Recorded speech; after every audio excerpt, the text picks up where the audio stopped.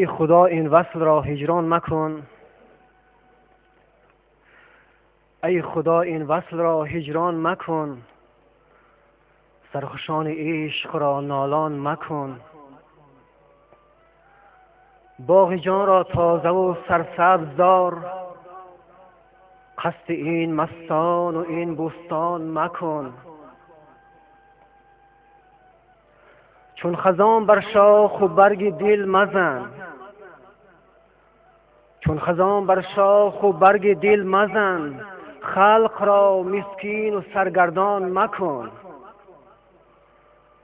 بر درخت کاشیان مرغ توست، شاخ مشکن مرغ را پران مکن. جمع شمع خویش را برهم مزن، دشمنان را کور کن شادان مکن. کعبه اقبال این خلق است و بس، کعبه اقبال این خلق است و بس، کعبه امید را ویران مکن. نیست در عالم ز هجران تلختر، نیست در عالم ز هجران تلختر. هر چی خواهی کن ولیکن آن مکن. السلام علیکم و رحمت الله و برکاته. اساتید محترم، برادران و خواهران عزیز و ارجمند، حضور یکایک شما را در این لحظات نیک خیر مقدم میگوییم. طور معلوم شعبه جوانان و ورزش حزب نهضت اسلامی تاجیکستان سلسله واخوری ها را طی سال هاست که راه اندازی نموده است. چون هر وقت طبق برنامه کاری در واخوری نوبتی رئیس حزب نهضت اسلامی تاجیکستان و وکیل مجلس نمایندگان مجلس عالی جمهوری تاجیکستان محترم استاد محیدین کبیری دعوت شدند که انشاءالله از محضر ایشان حسن استفاده خواهیم کرد. برای باز هم نورانی و با برکت گردانیدن این محفل از حافظ قرآن کریم برادر عزیز ارجمند بلال الدین خواهش می شود تا تلاوت چند از کلام الله مجید نموده باشند. فرمایید. اعوذ بالله من الشیطان الرجیم.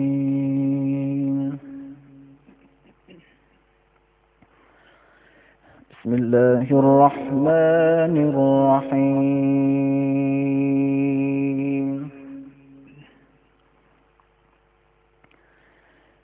إن تتوبا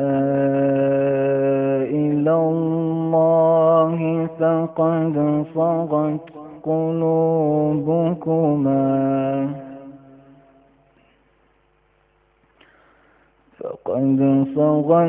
قلوبكما وإن تظاهرا عليه فإن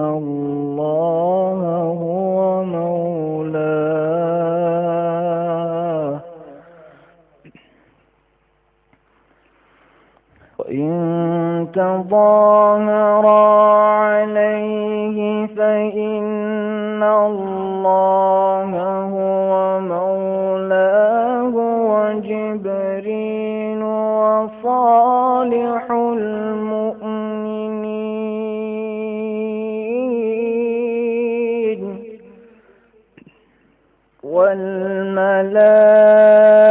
والملائكة بعد ذلك ظهير.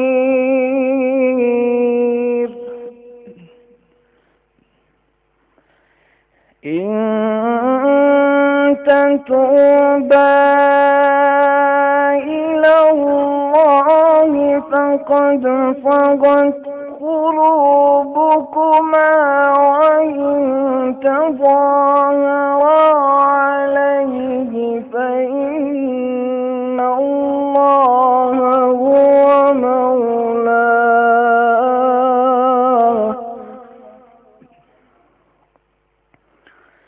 وإن تظاهرا عليه فإن الله هو مولاه وجبريل وصالح المؤمنين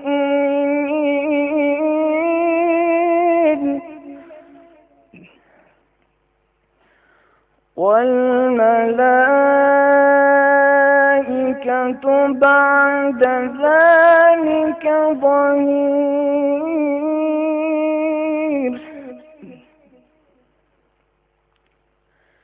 عسى ربه إن طلقكن أن يبدله أزواجا خيرا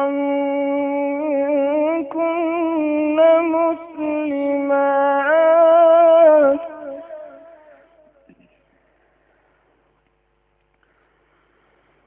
مؤمنات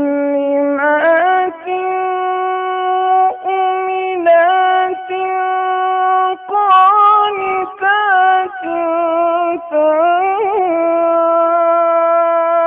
تائبات عابدات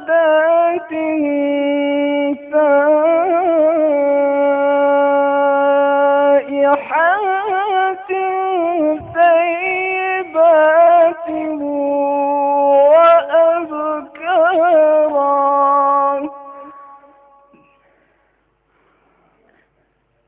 يا أيها الذين آمنوا قوا أنفسكم وأهليكم نارا.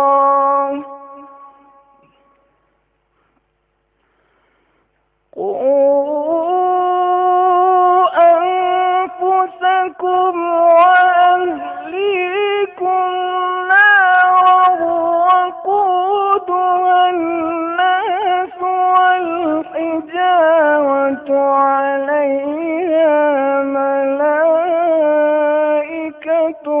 غلاظ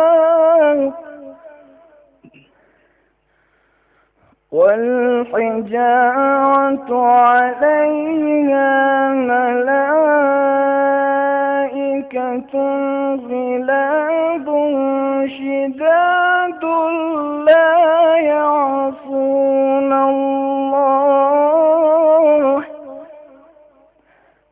لا يعصون الله ما أمرهم ويفعلون ما يؤمرون.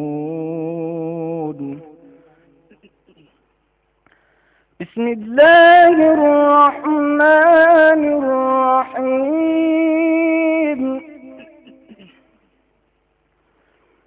قل أعوذ برب الناس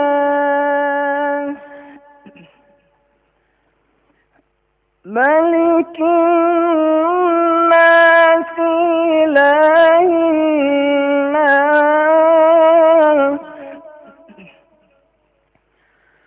قل أعوذ برب الناس ملك الناس إله الناس من شر الوسواس الخناس.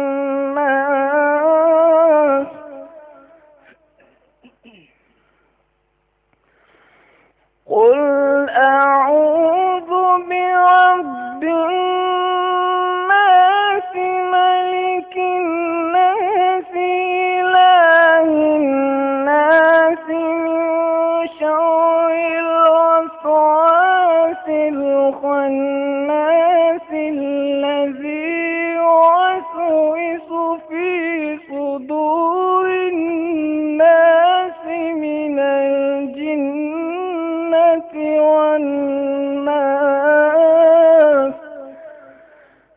صدق الله العظيم.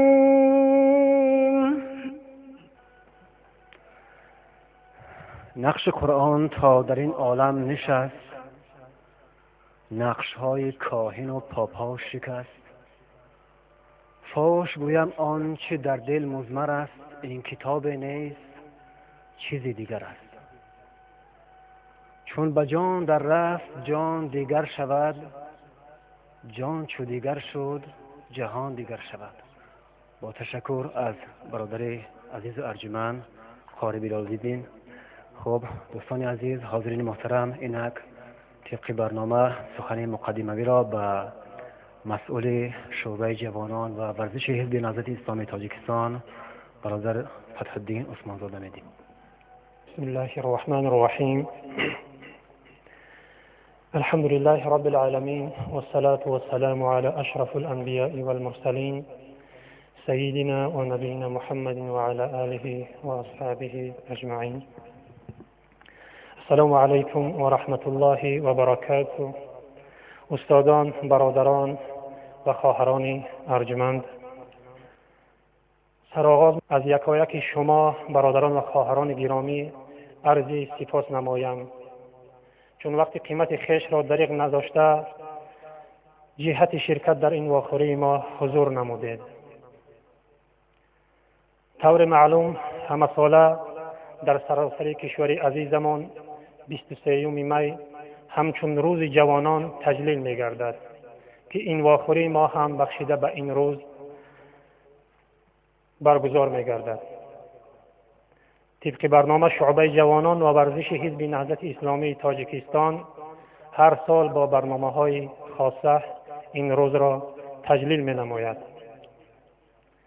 بنابراین از این فرصت مناسب استفاده نموده یکایک شما را و در سیمای شما تمام جوانان کشور را به این روز عید جوانان تبریک و تهنیه نموده از خداوند مهربان برایتان پیشرفت، موفقیت ها، بردباری ها، بهبودی در زندگیتان تمنا دارم. پوشیده نیست که ایام جوانی نعمت است از جانب خداوند برای بندگانش. هر کی تواند این نیرو و توانمندی را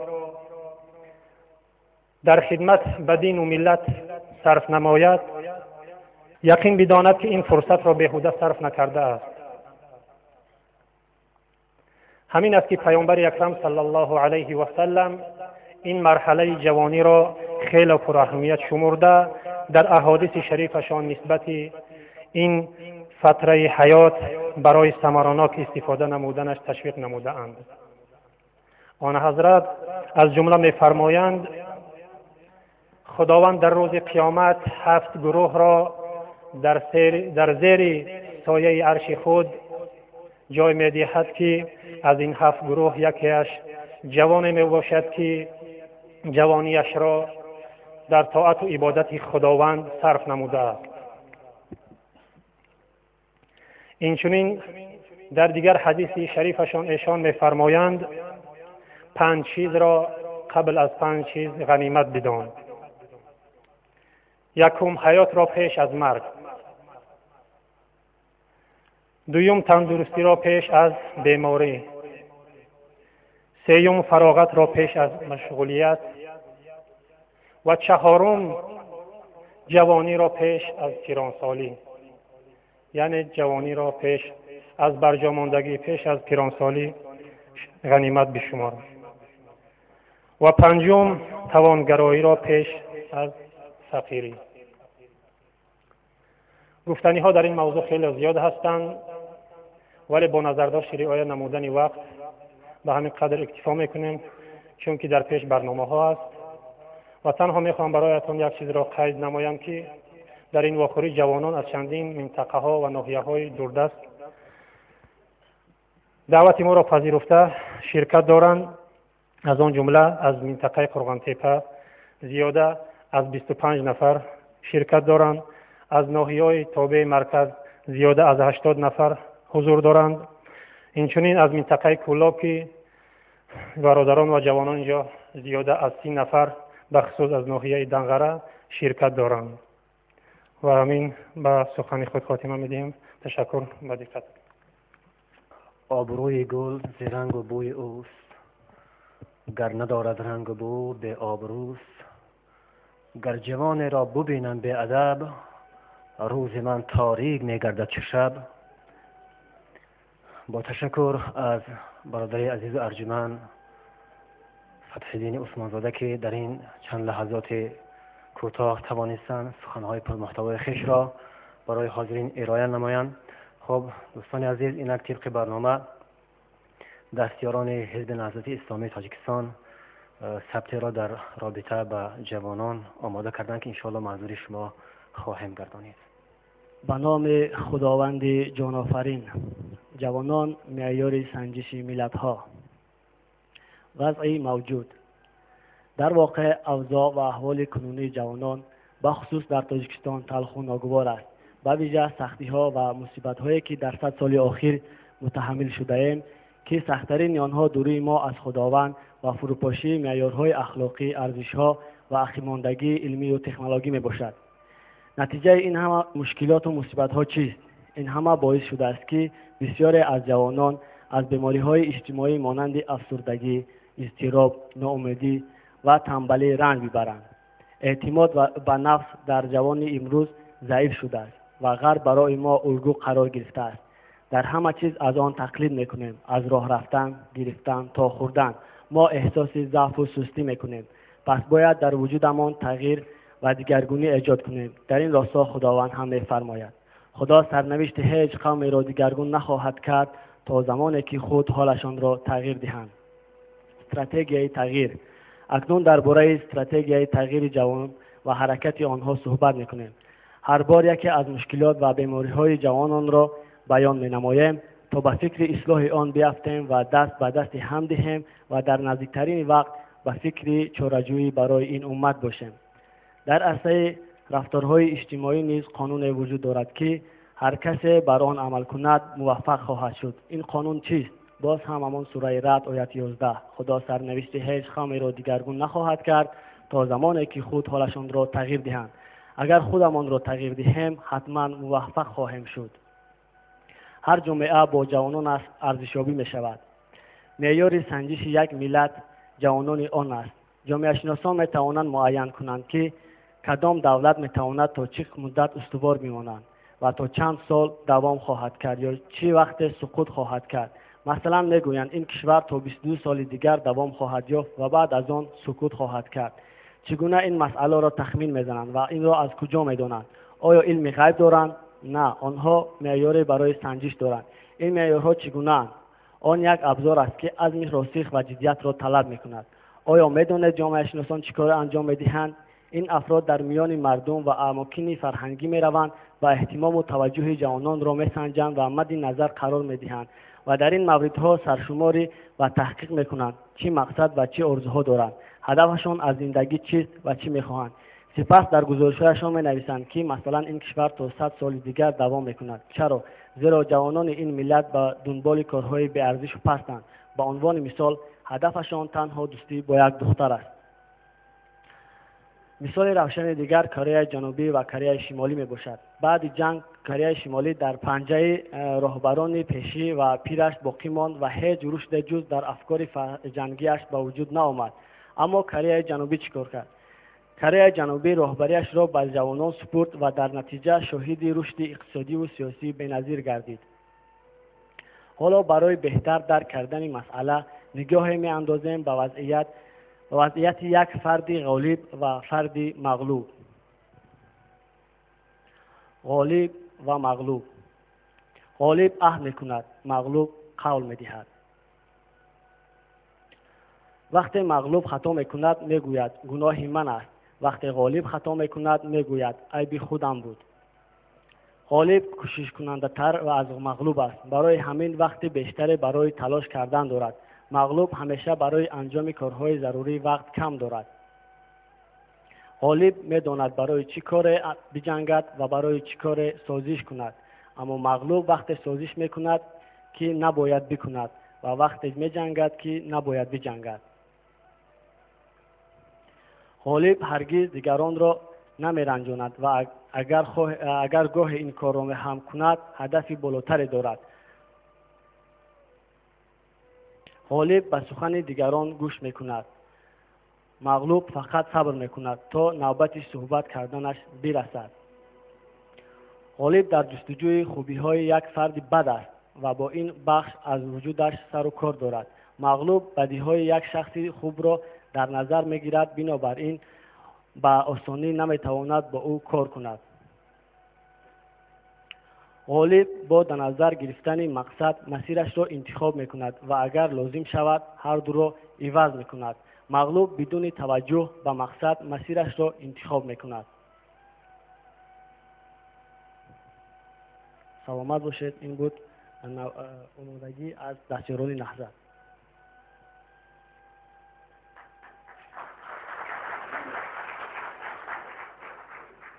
سلامت باشن دوستان عزیز، برادرانی که این قسمت برنامه را برای ما و شما تهیه کردن. واقعا خیلی زحمت کشیدن. خب حاضرین محترم، طبق برنامه شورای جوانان و ورزش حزب نهضت اسلامی تاجیکستان، اینک رشته سخن را به استاد محترم رئیس حزب نهضت اسلامی تاجیکستان محیدین کبیری میدهیم و از ایشان احتراماً خواهش میکنیم به منبر تشریف بیارن.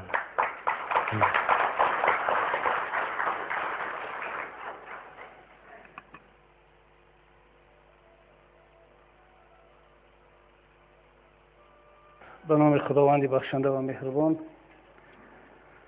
حمد مر خدای را و درود بر رسول او محمد صلی الله علیه و سلم و بر آل و اصحاب ایشان. برادران عزیز، خواهران محترم، استادان، یک شما را خیر مقدم میگم و دفتر حزب و اینچنین تبریک میگم به فرارسی جشن جوانان. در این تالار ما دو گروه هستند، جوانان و همیشه جوانان. همه را به این روز تبریک میگم و خدا منم قایسته رو داریم به گروه همیشه جوانان وارد میشیم.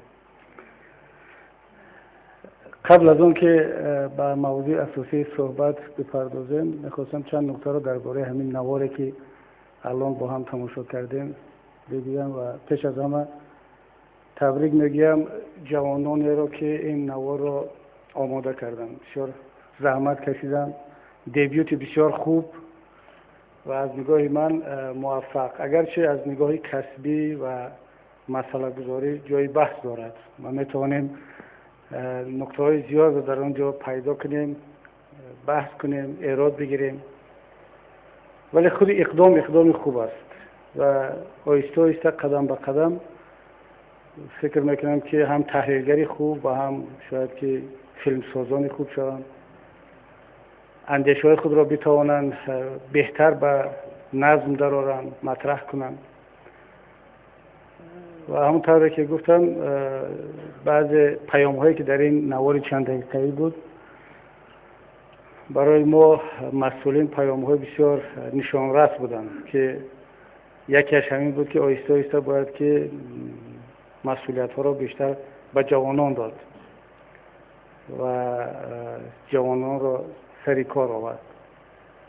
در مثالی که زده شد کره جنوبی و کره شمالی، البته مشکلات کره شمالی فقط در آن نیست که رهبران کلانسال داشته باشند.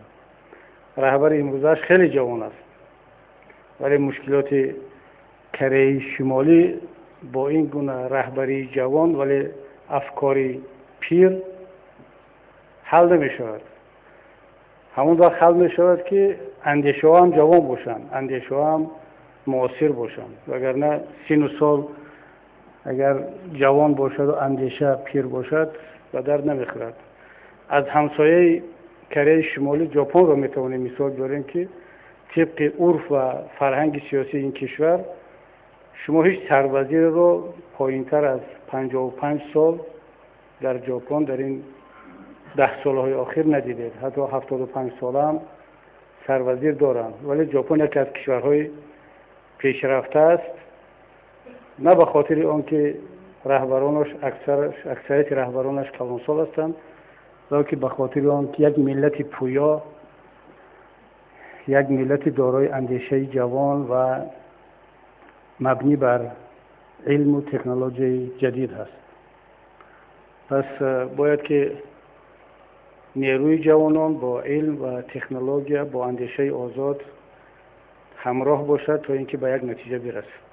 به هر صورت با وجود آنکه اراده‌های زیاد داریم، ولی تبریک میگم بار دیگر دستیاران نهضت را و در آینده اگر چنین یک نوارهای آماده شد خوب میشد که یک هیئت تحریری یا از متخصصان مشورت‌های بگیرن و فکرم به نفعشون خواهد بود. و با اجازه شما شروع کنیم به بحث بعضی از موضوعی که میخواستم در این صحبت همراه شما آنها رو بررسی کنیم، چون هم زمان کم هست، هم تالار دارد کم کم گرم می شود و موضوعی که ما امروز انتخاب کردیم ربط دارد به جوانان، چون قبلا هم گفته شد که ما در عرصه جشن جوانان قرار داریم و طبیعی است که موضوع روز هم باید که مربوط به خود جوانان باشد. اکثر اهل تالار جوانان هستند. میخواستم درباره آن صحبت کنیم که یک جوان معاصر امروز در زندگیش مسیر را چگونه انتخاب کند. در اینجا یک اشاره دوستان جوانمان کردند که درباره غالب و مغلوب، که غالب راهش را خودش انتخاب میکند از راههای گوناگون. مغلوب کسی هست که فقط یک راه برای انتخاب کردن دارد و اون راه هم برایش دیگران انتخاب کردن یا معین کردن، نه خودش. ولی اگر مسئله را از پهلوی دیگر ببینیم، برای جوانی امروزه کاری آسان نیست انتخاب راه. برای جوانان نسل ما آسانتر بود، از ما پیشین‌ترها باز برایشان آسانتر بود، چون راه را برای ما دیگران انتخاب میکردن. البته برای نسل ما نه، کسانی که از ما پیشتر بودند. در جامعه یک جهان بینی بود، از مکتب میانه، از باغچه بچگان، مکتب میانه، دانشگاه و تمام کارخانجات یک ایدئولوژی بود. جوان یا این ایدئولوژی را قبول میکرد یا برعکس اون را رد میکرد، بر علیه اون جهان بینی دیگری را انتخاب میکرد و فعالیت میکرد. اکثریت طبیعی است که ایدئولوژی تحمیل شده را انتخاب میکردند، چون راه دیگری نبود، شناخت دیگری از راههای دیگر وجود نداشت و برایش آسان بود. ولی جوان امروز برایش خیلی دشوار است در این دنیای پر تلاطم که بحر را میماند، که در داخل آن هم گوهر هست، هم خرمهره هست، هم سنگ‌های عادی هست. باید غوطه بزند و از اون داخل گوهر را انتخاب کرده، پیدا کرده، گرفته تواند. اون حجم معلوماتی که با جوان امروزه از طریق رسانه ها، شبکه‌های اجتماعی، مطبوعات فرستاده می شود و اون راه‌های گوناگونی که با او پیشکش کرده می شود، برای یک جوان واقعا هم دشوار است و می بایست که یک غواص یا شناور بسیار با تجربه و آگاه باشد که هنگام غوطه زدن به بحر که مالامال از سنگ‌ها و از اشیاست، اون هدفش رو پیدا کرده تواند. شما تصور کنید یک جوان امروز از صبح تا شام در دستش آیپد یا نزد کامپیوتر نشسته است یا آیفون دارد، در یک ساعت چندین شبکه را ورق میزند، به چندین سرچشمه اطلاعات دسترسی دارد در هر موضوعی که باشه. برای مثال میخواهد به یک مسئله دینی جواب پیدا کند برای خودش. مثل پیشین یک سرچشمه ندارد که 15 سال حیاتش را در مدرسه بخارا در نزد یک داملا زانو بزند و از او فقط علم بگیرد. سرچشمه معلومات دینیش یک استاد است و یک عده از کتاب‌های معروفی که اون استاد انتخاب کرده است. یا اگر دانشجوی دانشگاه هست، سرچشمه معلوماتش فقط درباره مثلا تاریخ، کتاب‌های تاریخ دانشگاه هست، مدیر کاتدر است، استادان تاریخ است. دیگر سرچشمه الटरनेटिव्ی درباره تاریخ ندارد.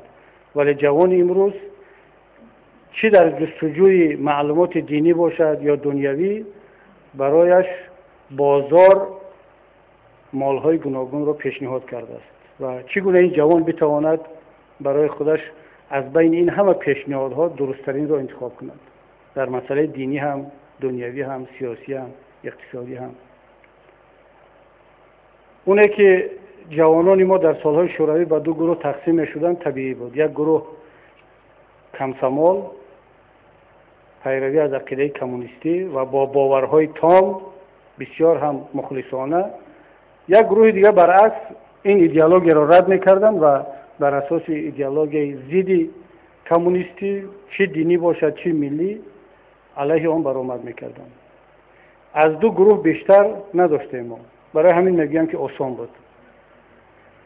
ولی حالا ببینیم که فقط در مسائل دینی جوانان مذهبی ما به چند گروه تقسیم شدند. جوان شاید 1 سال یا کمتر بیشتر از آن پیروی از یک مذهب میکند، بعد دسترسی آسان که دارد به سرچشمه‌های علمی، دینی، فقهی، برایش مقبولتر میافتد دیدگاه‌های یا روش‌های دیگر مذهب، دیگر جریان، دیگر گروه و پیروی از آن میکند. همچنین در بخش دنیوی جامعه ما نباید این جدایی، تفریقه و این گوناگون رنگی را فقط در بخش مذهبی جوانان ببینیم. در بخش دنیوی هم میبینیم که از پیروان اندیشه‌های لیبرالی غربی تا ملتگرایی شاوینیستی و تا کمونیستی، مارکسیستی یا اصلا دور از همه جهانبینی و ایدئولوژی هم گروه ها هستن، وجود دارن. خلاصه اگر صحنه امروزه حیات سیاسی جوانان را تقسیم بندی کنیم، اون دیگر 5 رنگ و 10 رنگ نیست، صدها رنگ و صدها گروه و جریان هست. پس برای یک جوان معاصر پیدا کردن راه در این شرایط و در این محیط کاری ساده نیست. و چی باید کرد؟ وظیفه جامعه، وظیفه حکومت، وظیفه علمای دینی و علمای دنیوی، وظیفه حزب‌های سیاسی، روشنفکران در آن هست که به قشر جوان جامعه کمک برساند در انتخاب درست راه. تنها کمک برساند. منظور از کمک تحمیل کردن نیست. منظور از کمک منع کردن نیست. مجبوراً به یک سمت یا به یک جهانبینی بردن یک جوان نیست. اگر ما واقعاً خود را مسئول می‌دانیم، باید به این نسل جوان کمک کنیم که بتواند آگاهانه با شناخت کامل راه را در بین این صدها راه‌های مطرح شده و پیشنهاد شده انتخاب کند. طبیعی است که حزب نهضت اسلامی تاجیکستان هم از همین دیدگاه برنامه‌های را روی دست دارد و با جوانان کار میکند. این ملاقات‌هایی که ما با شما انجام میدهیم به همین خاطر است که یکدیگر را کمک کنیم. ما کمک کنیم تا اینکه جوانان ما در انتخاب راه اشتباه نکنند و جوانان هم به ما کمک کنند که در برنامه‌های خود اشتباه نکنیم، در شناخت واقعیت‌ها اشتباه نکنیم. معنی آن را نداره که تنها جوانان اشتباه میکنند، نسل‌های کلانسال هم اشتباه میکنند. اگر جوان اشتباه کرد، نتیجه اشتباهش به خودش برمیگردد یا به چند جوان دیگر. حجم ضرر کمتر است. ولی خدای نکرده اگر نسل کلان اشتباه کرد، به خصوص مسئولین دولتی، حکومتی، حزبی، علما اشتباه کردن، ضرر آن به جوانان و به همه جامعه برمیگردد. بنابراین ما باید همیشه در تماس دائمی باشیم و یکدیگر را کمک کنیم. در چنین شرایط از نگاه ما خیلی دشوار است جوانان را کنترل کردن و هر کسی اگر رغبت داشته باشد، آرزو داشته باشد که جوانان امروزه تاجیک را، ازبک را، روس را، عرب و افغان را در یک چارچوبه عقیدتی نگه بدارد، اشتباه میکند. نیروی جوانی و تلاش جوانی و بخصوص شرایط امروزه اجازت نمیدهد که جوان معاصر را در یک قالب آهنین نگه داشت. عاقبت آن اعتراض است، عاقبت آن زنجیر شکنی هست. ما هر چقدر که تلاش نکنیم جوان رو با زنجیر آهنین پایبندی خود کنیم، بالاخره او این زنجیر را خواهد شکست. یگانه راه گفتگو هست، مکالمه با جوانان، دادن فرصت و امکانیت به جوانان و کمک کردن به آنها تا اینکه هم راه خود را درست بشناسند و هم به ما کمک کنند، به جامعه کمک کنند. ما شعارهای بسیار خوب داریم درباره جوانان. هر کجایی که نرویم شعار جوانان آینده ملتند در همه جا هست. ما با این شعار یگان چیزی نو اختراع نکردیم. طبیعی است که آینده هر ملت جوانانش است، چون نسل بالا می رود، آینده بعد از همون جوانان می افتد. و اگر گفتیم که آینده ملت جوانانند، خب یک واقعیت گفته ایستادیم. ولی ما باید شعار داشته باشیم و هممون به این شعار باور کنیم، پایبند باشیم که چیکار کنیم که جوان تاجیک دیگر به هجرت نرود و اگر رفت به هجرت فقط برای تحصیل علم برود، با نیت آن که علم را کسب کند و برگردد به وطنش، این علم آموخته‌اش را در خدمت وطن و ملت بگذارد و ملت از آن استفاده کند.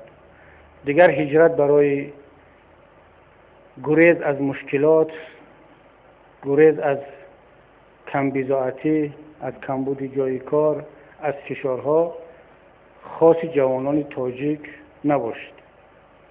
اگر ما بتوانیم این برنامه را مشترکاً بین حکومت، بین حزب‌های سیاسی، مسئولین دولت، جامعه داشته باشیم با مشورت یکدیگر و اگر نتوانیم در 1 سال، 2 سال، در 5 سال آن را عملی کرده حداقل تلاش کنیم که سطح هجرت را پایان‌تر بریم، من فکر میکنم که یک قدم بزرگ در این راه میتوانست باشد.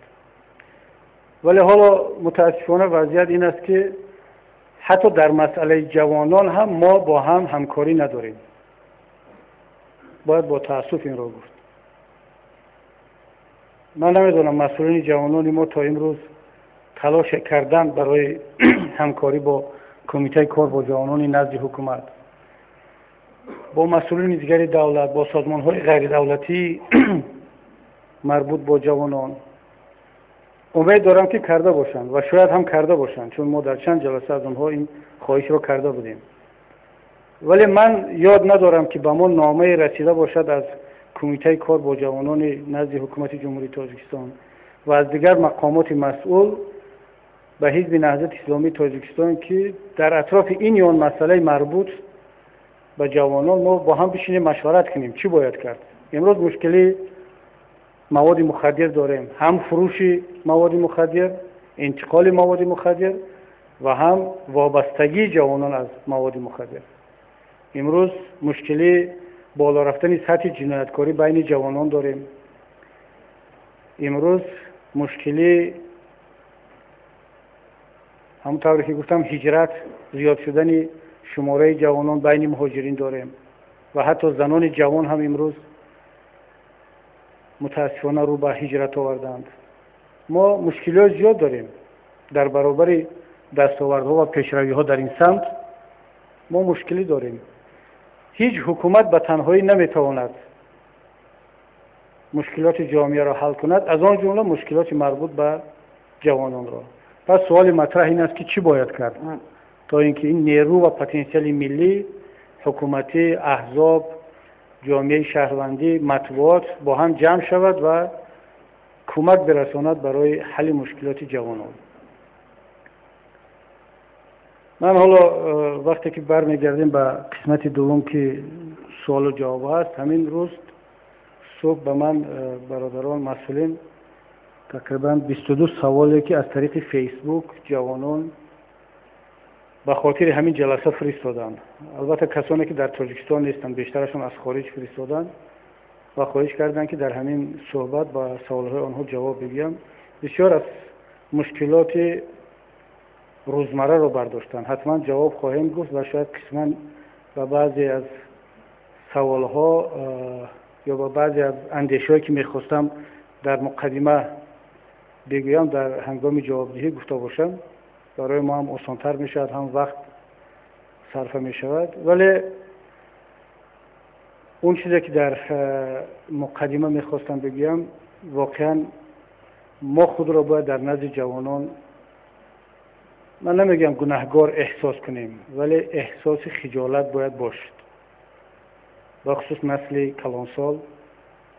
و این را نه به خاطر آن میگویم که اینجا جوانان اکثرا نشستند و برای دلگرم کردن آنها و خوشزبانی به خاطر جوانان باشد.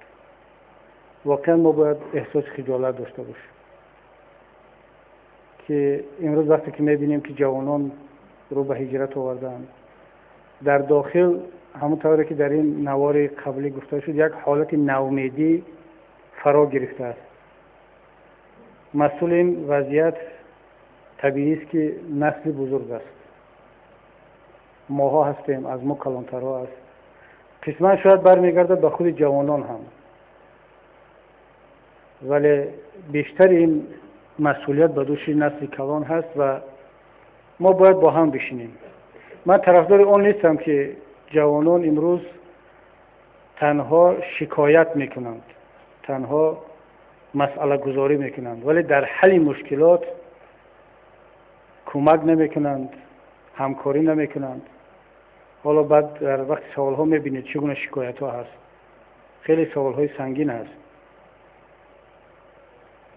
من اون نواری که اونجا گفته شد که جوانان را یک حالت ناامیدی و حالت افسردگی فرا گرفته است، قسما راضی هستیم، ولی بیاید مسائل رو از دیدی وسیع‌تر ببینیم.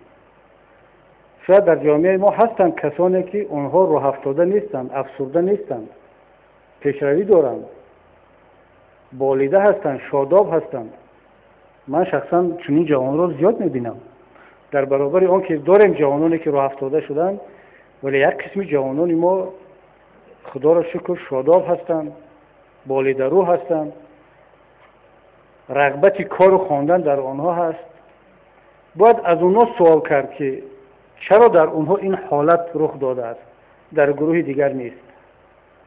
البته یک گروه از جوانانی که فرزندان منصبداران هستند، پدر و مادرشان یا اون وضعیت اجتماعی، گروهی، قومی و قبیلگیشان امکانیت داده است که از امتیازهای امروزه برخوردار باشند، جای کار دارند، در دانشگاه خوب تحصیل میکنند، ماشین دارند، پول دارند، زندگی خوب دارند. منظوری من اونها نیستم. اونها معمولا در مردم میگن که اگر آسان سبو کرده بگیم خدا دادگان هستند. به خدا دادگان ستیزه مکن که با آنها خدا داده است. این بحث دیگر است. منظوری من جوانانی هستند که از عائله های کم بضاعت یا میانه حال بیرون آمدند و توانستند زندگی خود را بسازند. معلومات خوب گرفتند، جای کار خوب پیدا کردند، زبان ها را میدانند، بیزنس خوب کشادند، در علوم دینی دنیوی پیشرفت کردند. چرا از اونها نپرسیم که چی کار کردند، چی باید کرد؟ هستند این جوانان، این گروه، اگرچه کمند ولی هستند. من توصیهم این است که باید رو آورد به تجربه این جوانان. زیاد در جستجوی نمونه و الگو به بیرون نگاه نکنیم. اون چیزی که در فیلم ها میبینیم فقط فیلم است.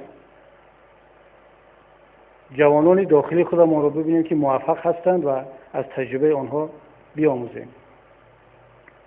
نکته دیگری که به جوانان ربط دارد و بخصوص در شرایط امروز و باعث نگرانی ما هم هست، این مسئله پراکندگی از حد زیاد.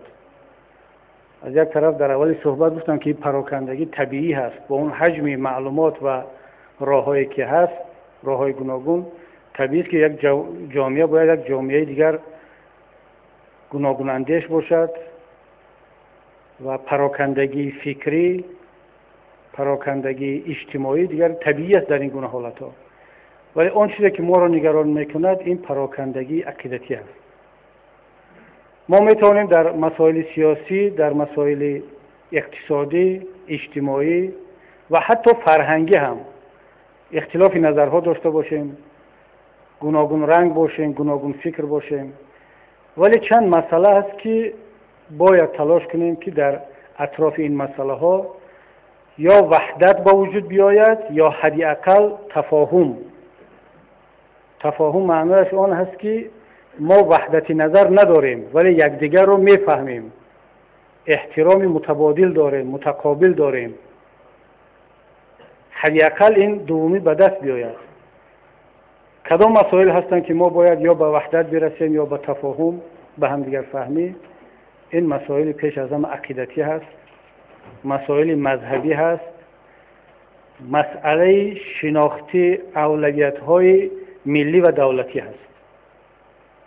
یک چند مسئله معدود است، یعنی به شمار هست که ما باید در اطراف آنها وحدت داشته باشیم، به خصوص جوانان، یا تفاهم داشته باشیم. در باقی مسائل دیگر مشکل نداریم. اگر در مسائل های اقتصادی و سیاسی و فرهنگی اختلاف نظرها باشد، گوناگون اندیشی باشد، حتی در همین مسائلی که من ذکر کردم، مسائل عقیدتی، مذهبی، مسائل های شناخت اولویت ها یا منشیت های ملی و دولتی، اگر ملت به یک سطح بلند رشد برسد و اختلاف نظرها هم با وجود بیاید، خطر ندارد.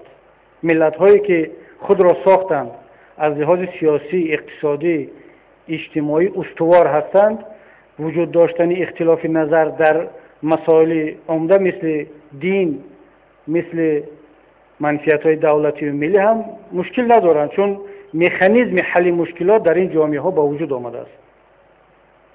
برای مثال اگر کشورهای اروپایی میبینیم که احزاب و گروه های گوناگون هستند که بین یکدیگر واقعا هم جنگ لفظی دارند، جنگ عقیدتی دارند، جنگ گرم نیست. در اونها مشکل نیست. چرا؟ برای آنکه اونها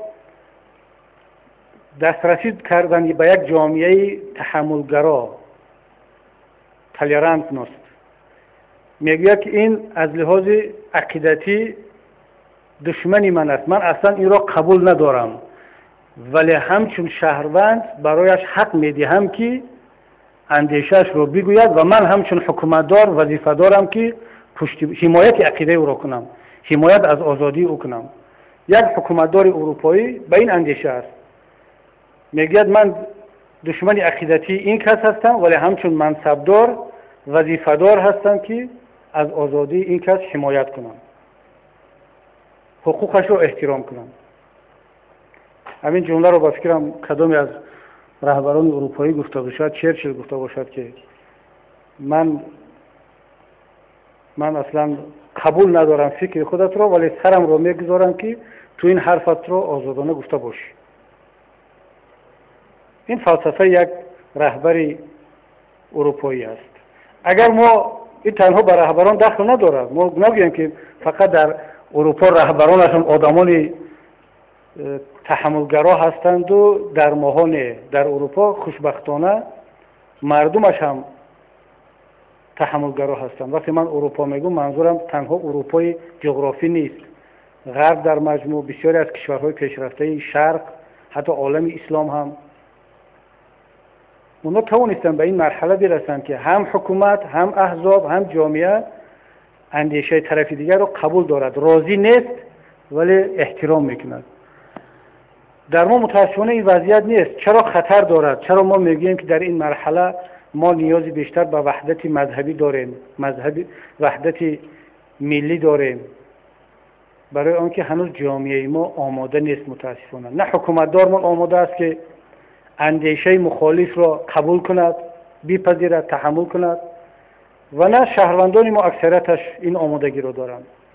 اگر همسایه‌اش به طور دیگر نماز خواند، مسلمان است، میداند که این مسلمان است، به همون قبله خود ما نماز خوانده ایستاده است و تمام ارکان اسلامی را رعایت میکند، ولی در یکی از رکنها، در یکی از عبادتها یا در یکی از مسائل اختلاف دارد، ما قبول نداریم اون برادر را. حتما او را میخواهیم که دیگر در این مسجد ما نماز نخواند. و این وضعیت تنها به دایره های دینی ربط ندارد، محدود نمی شود. در بخش دنیوی هم متاسفانه همین وضعیت است. اگر یک نفر عقیده خودش را گفت، عقیده دینیش را گفت، می‌بینید که هجوم از طرف برادران دنیوی شد. یا حتی اگر یک برادر دنیوی نظرش را گفت، چه دینی باشد چه اتئیستی باشد، می‌بینید که هجوم بالایش صورت گرفت. مادامی که ما هنوز به این سطح تحملگرایی نرسیدیم، بخصوص جوانان ما را ضرور است که در بعضی از مسائل‌ها وحدت داشته باشیم، تفاهم داشته باشیم، صبر داشته باشیم، تا اینکه اگر که پایه‌های دولتداری استوار شد، ملت به یک سطح معین رشد رسید و ما مطمئن شدیم که دیگر اختلاف‌های داخلی باعث پراکندگی ملت و دولت نمی‌شود، می‌توان درها را باز ماند و آزادانه و که مرحمت هر کس در چارچوب قانون هر عقیده و اندیشه‌ای دارد، پیروی از هر مذهبی می‌کند، آزاد است. اون آرمان ما هست، ولی واقعیت ما چیز دیگر است برادران. بنابراین من خواهشم از جوانان این است که در مسائل‌های مذهبی، دینی و در شناخت منشأت‌های دولتی و ملی کوشش کنیم که نظرها به هم نزدیک باشد، دیدگاه‌ها نزدیک باشد. اجازه ندهیم که بعضی توطئه‌گران استفاده کنند، ما را مقابل هم بگذارند. این تنها شعار نیست. من این خطرها را احساس کرده ایستادم، می‌بینم. حادثه‌ای که با داملا سید عمر در خاروخ رخ داد بیانگر همین است. من اصلا پروای زدن ندارم چندان، اگرچه زدن وکیل، زدن عضو شورای سیاسی حزب نهضت اسلامی تاجیکستان کاری ساده نیست، ولی چون عادت کردیم، ما را یک بار و دو بار نزدن که دیگر حادثه نو باشد بگیم که خب این بار اول ما را زدند. زده بودند، زده ایستادند، انشاءالله دیگر نمیزنند. معمولا دوام منطقی این گپ است که زده بودند میزنند و خواهند زد، ولی ما میگیم که انشاءالله دیگر نمیزنند. ولی من از دیگر چی نگرانم؟ از آن که یکی از برادران، یکی از دوستان هجوم کننده، اون برادر و دوستی که هجوم کرده است، به این هیئت ما گفته است که مسئله دینی رو گذاشته است، اختلاف مذهبی رو گذاشته است و نهضت اسلامی تاجیکستان رو متهم به آن کرده است که گویا علیه مذهب یا دین آنها کلمه دین را استفاده کرده است. معلوم است که چندان سواد خوب نداشته است، وگرنه دینش اسلام است، منظورش شاید مذهب بود، ولی گفته است در حالت مستی که شما دین ما را تأخیر کردید. آنه که نهضت اسلامی تاجیکستان هیچ دینی را تأخیر نکرده است و هیچ مذهبی را تحقیر نکرده است، ما با کمال مسئولیت این را میگوییم و نخواهد کرد. چون ما الحمدلله در نهضت اسلامی تاجیکستان در برابر اکثریت اعضایان سنی حنفی بیشتر از 2000 برادران و خواهران اسماعیلی مذهب داریم و هیچ امکان ندارد که برادران و خواهران همحزبی خودمون رو ما تحقیر کرده باشیم در جای. حتی یادم هست که وقتی در یکی از سخنرانی‌هایم درباره مذهب اسماعیلیه گفتم و پهلوهای مثبت واقعیت شناسی برادران اسماعیلی را گفتم، بسیاری از برادران سنی خودمان اعراض گرفتن، نوشتن در رسانه‌ها، تنقید کردند که چگونه رهبر نهضت اسلامی تاجیکستان یک مذهب دیگر را از مذهب خودش یا از مذهب حنفی بالاتر می‌گذارد، حالا که ما بالا و پایان نگذاشته بودیم. فقط گفتیم که در بعض مسائل ها برادران اسماعیلی واقعیت شناس هستند، واقعیت ها رو خوبتر شناختند. مثلا مسئله مذهبی و دینی نبود. ببینید که با همین جمله همون چقدر مورد تنقید و ایرادها قرار گرفتیم. ولی حالا گذشته از این برادران دعوا کردند که گویا نهضت اسلامی تاجیکستان در جای قدم مسئولیش تحقیر کرده باشد.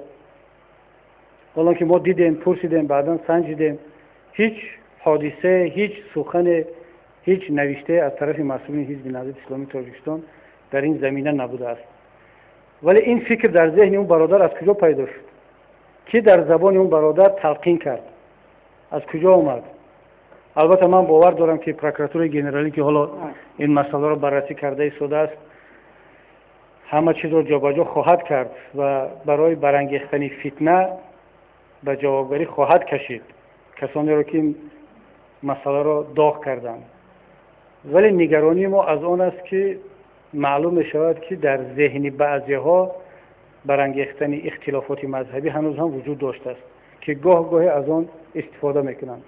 شاید اون برادر خوب نشناخته است، مطبوعات را خوب نمیخواند. متاسفانه یکی از نمایندگان مقامات دینی ما هم در یکی از صحبتاشون درباره مذهب اسماعیلی اخیراً یک حرف ناجایی زد، اگرچه بعدا خودش را اصلاح کرد ولی معلوم شد که تأثیرش را رساند و شاید که اون برادر بدخشانی آقای سید عمر را اشتباه گرفته است، همون برادر فکر کرده است، کارمند اداره دینی فکر کرده است، وگرنه برادر سید عمر هیچ وقت در هیچ کجا این حرفا رو نزده بود.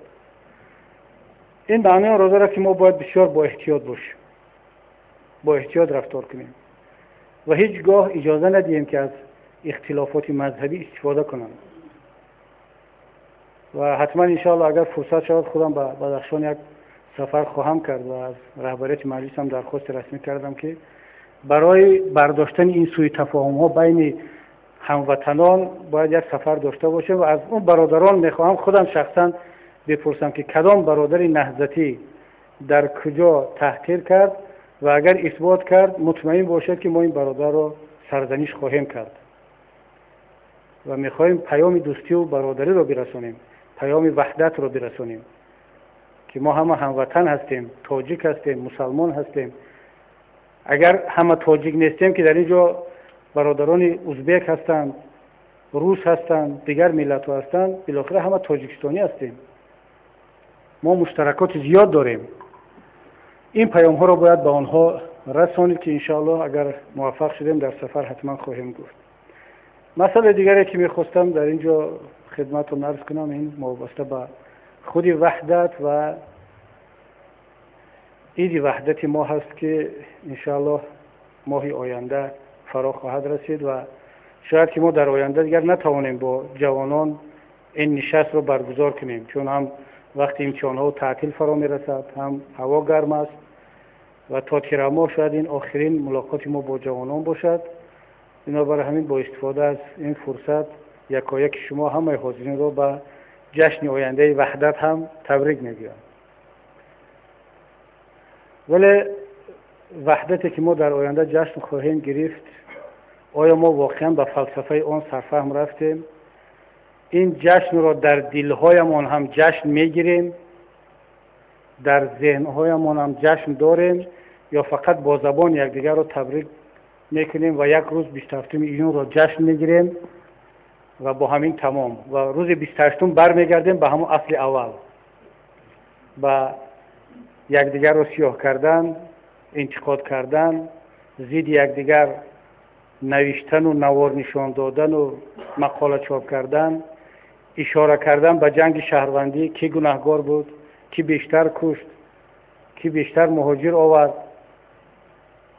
یا این جشن وحدت، فلسفه وحدت بعد 27 28 29 ایون ایول آگوست تا ینور هم در قلب‌های ما باقی میماند. سوال اساسی این است، مسئله تنها یک جشن نیست. نگرانی اساسی ما هم از همین است که آیسته آیسته دارد وحدت تنها به یک شعار و جشن، به یک روز استراحتی تبدیل می شود. تمام فلسفه وحدت ضعیف شده ایستاده است، روحیه وحدت آیسته آیسته کمرنگ شده ایستاده است. من جانبدار نیستم از بعضی کسانی که میگویند دیگر وحدت از بین رفته است. وحدت از بین نرفته است.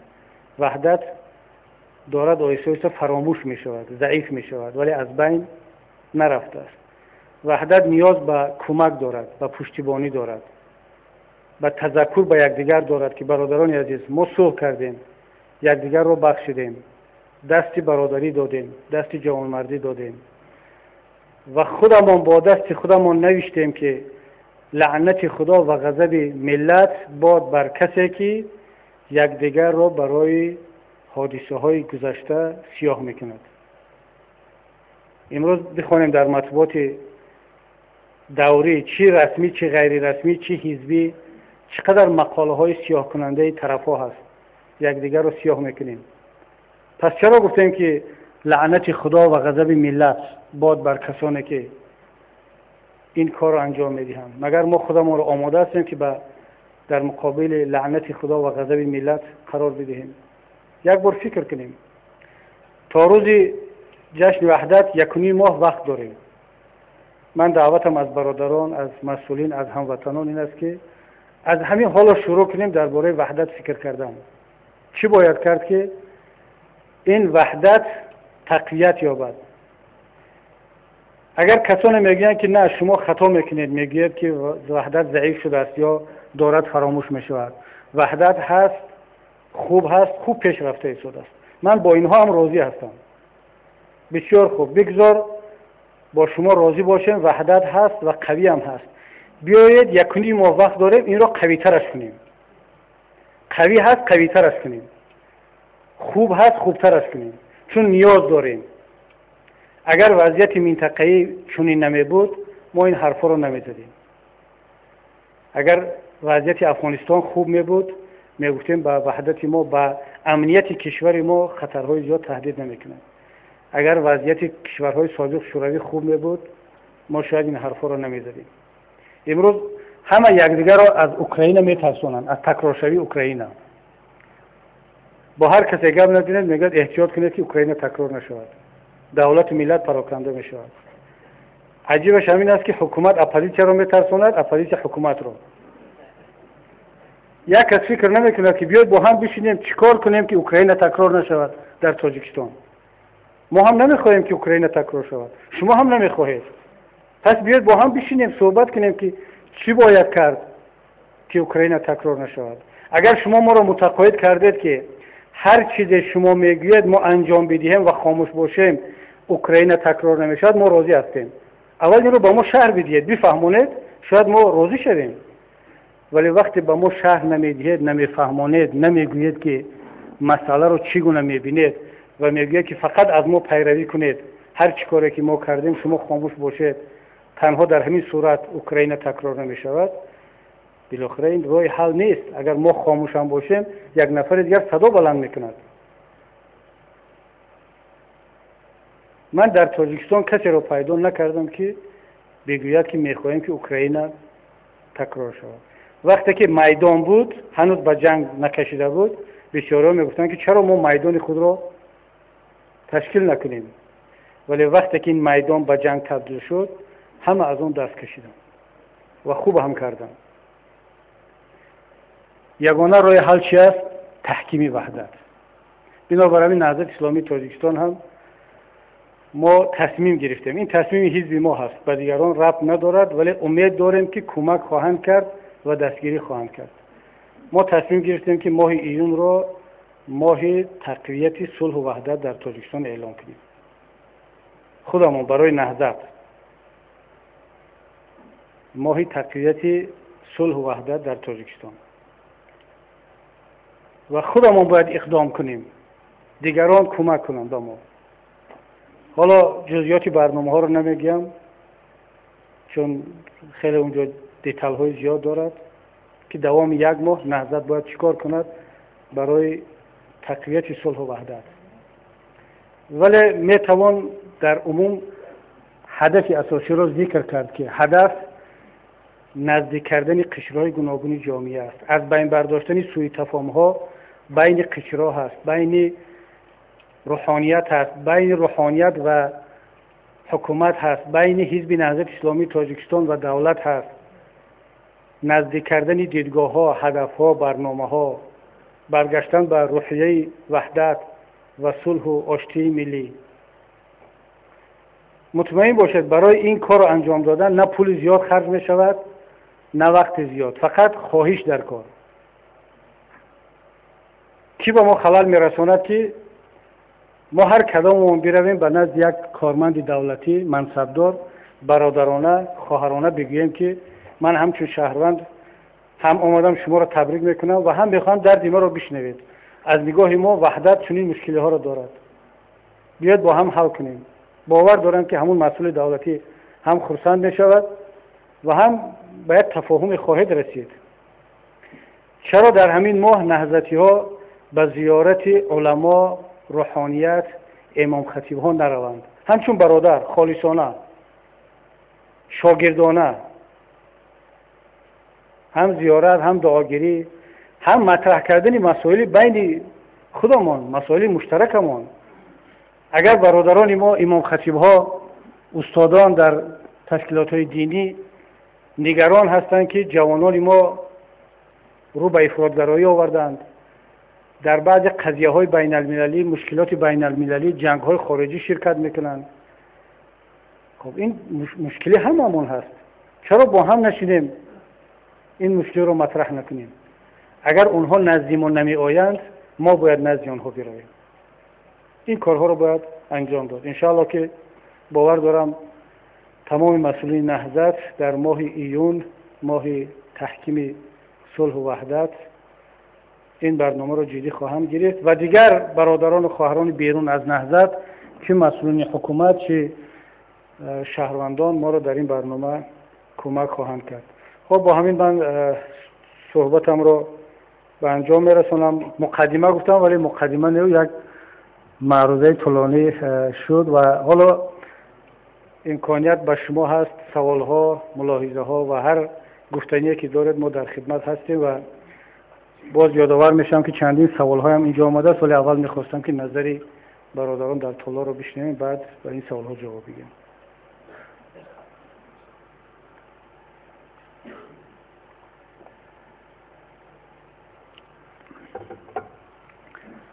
خب اگر حالا برادران آماده نباشن با اجازه شما من چند سوال رو میخوانم تا اینکه آماده شوند. این سوال ها رو برادران مسئولین به ما جمع کردن. من رو دیگر یک مرتبه پیشتر نگاهشون کردم. از برادرانی که ما رو میشنوند، چون ما خواهش کردن که بعد نوارها و یا که پخش مستقیم از طریق اینترنت به آنها رسانده شود، اگر ما رو بشنوند، اگر سوال کسی تکرار شد یا در هنگام صحبت با آن جواب گفته، من عذر میخوام با آنها جواب نمیدم، تنها به سوال هایی که در صحبت جوابی آنها نبود. یک برادر با نام خورشید قیوموف از ما سوال کرده است که خیلی به همه معلوم است در مسجد مرکزی بسیار سخنها نسبت نهضت گفته می شود، گویا آنها سبب فتنه شده ایستادند.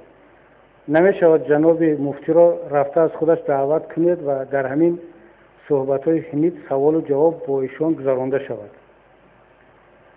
باید این را قید کرد که این ملاحظه‌رانی های جناب مفتی خود پایه نافهمی بین جامعه و بدبینی نسبت یکدیگر است. به خاطر همین از شما خواهش می‌نمایم تا در این مسئله جدی رفتار کنید و کار کرد تا جناب مفتی به این سوال و جواب‌ها جلب شوند. این هم به خاطر از بین بردن هر گونه نافهمی‌ها، ایشان هم مسلمان هستند، باید به خاطر برادری دعوت شما را قبول کنند. خداوند نگهبانتون باشد. خب همین برادر خورشید قیوموف یک سوال دیگر هم داده است، دوام همون سوال شده است. بله نام حزب را نمیگیرند ولی با اشاره بعضی ها گفته میفهمونند که سخن درباره حمید رفته ایستاده است. خب برادر عزیز خورشید، من نظرم این است که ما باید همیشه خوشبین و خوشفکر نسبت برادران به خصوص مسئولین دینی باشیم. مادامی که ایشان هیچگاه نام نهضت را نگرفتند و بعضی ها گفتند، حتی اگر شما از روی منطق گپ فهمیده باشید که هدف نهضت است، ما باید طرز رفتار کنیم که بگوییم که اون برادر ما را هدف نداشت و در عموم گفت.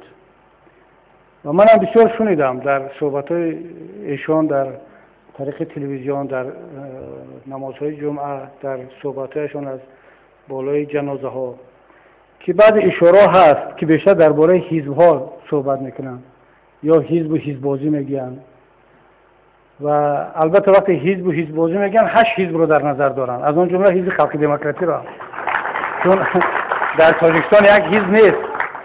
وقتی میگن که در اسلام حزب نیست، پس معنی را دارد که هیچ مسلمان باید اعضای حزب نباشد و من باور ندارم که مفتی یا هر امام خطیب دیگر پرزیدنت را که رئیس حزب سیاسی هستند مسلمان ندانند. و اینجا شاید به همین خاطر بعضی دوستان میگن که شاید که نام نمیگیرن ولی هدف شاید حزب نهضت اسلامی تاجیکستان باشد، چون هیچگاه ضد کنستیتوسیون رفتار نخواهند کرد و پرزیدنت را هم متهم به آن که از اسلام بیرون شده باشد نخواهند کرد. ولی بازم میگن که ما باید تلاش کنیم که خوشبین باشیم. ولی پیشنهاد شما درباره اون که ایشان دعوت کرده شود پیشنهاد خوب است.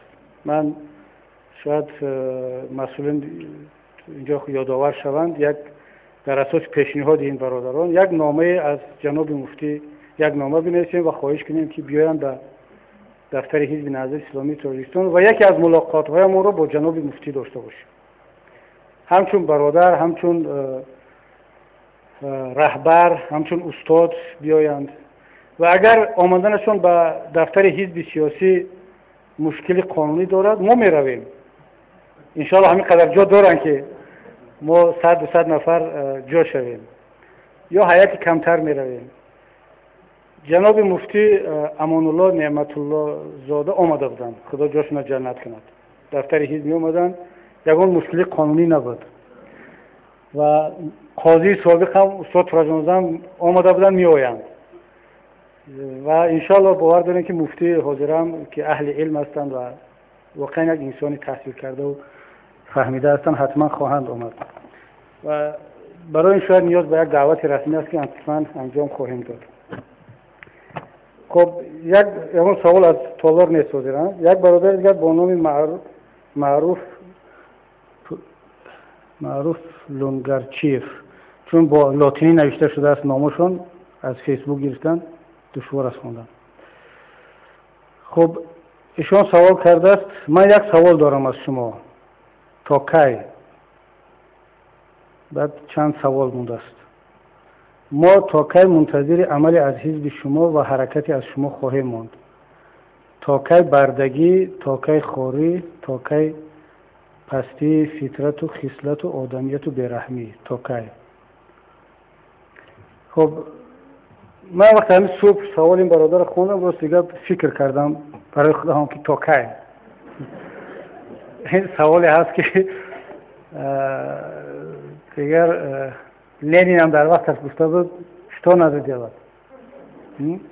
پس چی باید کرد ای اقوام شرق؟ اقبال لاهوری پرسید و این برادر هم گفته تا کی. من نظرم این است که تا آن وقتی که ما و شما سزاوار به یک زندگی بهتر شویم، تا آن وقتی که ما ملت تاجیک سزاوار یک زندگی بهتر نشویم، این حالت ما ادامه خواهد کرد. این دخل دارد به کسانی که از وضعیت امروزه ناراضی هستند. شاید کسانی که از وضعیت امروزه راضی هستند میگن که با ما چی کار دارید؟ ما راضی هستیم، با ما کاردار نشید. این حق آنها است، باید احترام کرد. من به این برادر گفته ایستادم و به برادران و خواهرانی که مثل این برادر فکر میکنند، همیشه از ما میپرسند تا کی نهضت یک اقدام میکند. ما هم همیشه میپرسیم که نهضت باز چی اقدام کند از نگاه شما؟ و این سوال باید جواب مشترک داشته باشد، با هم بشینیم جواب پیدا کنیم. یک حدیث شریف هم هست که پیامبر اکرم گفتن کیف ما تکونوا یولی علیکم صلوات الله علیه، هر آن گونه ای که شما هستید بالای شما همون گونه حاکمیت کرده می شود. Руса میگن که каждый народ или каждая нация заслуживает своего правителя. پس معلوم میشه که مشکلی در ما و شما هست، در حکومتداران هست ولی کمتر است. من باور دارم وزیر، دپوتات، پرزیدنت، هر مسئولی که در حکومت است، چی در تاجیکستان، چی در افریقا، چی در آلمان و در افریقا، اگر حس کند که مردم دیگر تحمل این طرز اداره او را ندارند، خودش را تغییر میدهد. اگر مردم تحمل چنین اداره را دیگر ندارد، حتما خودشون را تغییر میدهند، علاج ندارند. اگر من هم در حزب نهضت اسلامی تاجیکستان روز حس کردم که برادران و خواهران حزبی هم از این طرز مدیریت هم دیگر طاقت نمیکنن، برداشت نمیکنن، مطمئن باشید یا تغییر میدهم اسلوب رهبری هم رو یا ترک میکنم، استعفا میروم. چون نمیتوانم دیگر، میبینم که مردم دیگر قبول ندارن. و من اون پیامی که در جلسه فعالان به من دادید من جدی قبول کردم. چند درصد بود؟ گفتن که به اسلوب رهبری دیگر اعتماد نداریم یا خوشمون نمیآید. 18% بود یا 20% بود. خود 13 و 18 یادم رفت، ولی بار اول از 10% اعضایان حزب نهضت اسلامی تاجیکستان گفتن که سیاست‌های امروزه رهبر حزب و ما معقول نیست. اونجا دیگه مشخص نبود که کدام سیاست، صبر و تحمل یا زیاده روی کردن، چون گپ زدن. در عموم معقول نیست. این برای من سیگنال جدی هست. وقتی دیدم که این 40% شد جدی فکر میکنم، 30% شد جدی‌تر فکر میکنم، 45% شد استعفا میرم، 50% نگاه نمیکنم. این از ما و شما برادر عزیز وابسته است. تا کی؟ تا اون وقتی که شما خودتون نآمدید در پهلوی حزب و حرکت‌ها و شخصیت‌های قرار نگرفتید که با شما هدف‌های مشترک دارند، وضعیت ما و شما تغییر نمی‌کند. من به این برادر منوچهر است، نامش معروف گفته ایستادم. ما 8 حزب سیاسی داریم. بیاید از همین 8 حزب سیاسی یک تاشو انتخاب کنید. شرط نیست نهضت، سوسیال دموکرات است، دموکراتی است، خلق دموکراتی است، کمونیست است. موقع شهروندی خود را معین کنید. بعد وضعیت ما تغییر میکند. وگرنه با این حالی که داریم، شما اگر منتظر باشید که نهضت اسلامی تاجیکستان کار را شروع کند بعد شما بیایید همراه شوید، مطمئن باشید نهضت اسلامی تاجیکستان نهضت سالهای 90 نیست. و اون وقت هم نهضت از همه آخر وارد شد به این مشکلات، ولی تا حال مطبوعات را بخونید چی گفته ایستادن. فقط نهضتی ها را تنقید میکنن. حالا که نه قهار محکموف، نه نبیوف، نه دولت خدا نظر، نه بوری کریموف، نه طاهر عبدالجبار، نه گل رخسار.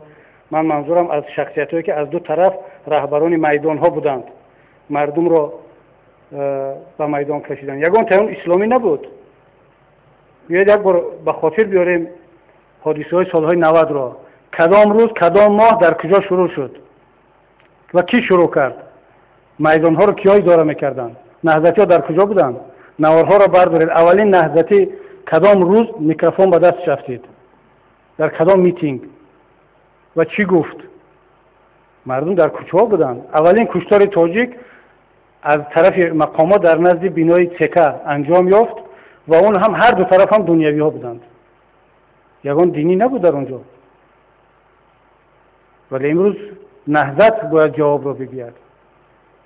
اینا بر همین نهضت دیگر اون نهضت سالهای 90 نیست و نهضت همون کار را شروع میکند در چارچوب قانون باشد و خود نهضت مسئولش باشد، نه اون که دیگران خواهش کنند، بگویند، تنقید کنند و نهضت را به یک توطئه تبدیل کنند. اینا برای این برادر عزیز این سوال شما تا کی انشاءالله در آینده نزدیک باز خودتون جواب خواهید داد.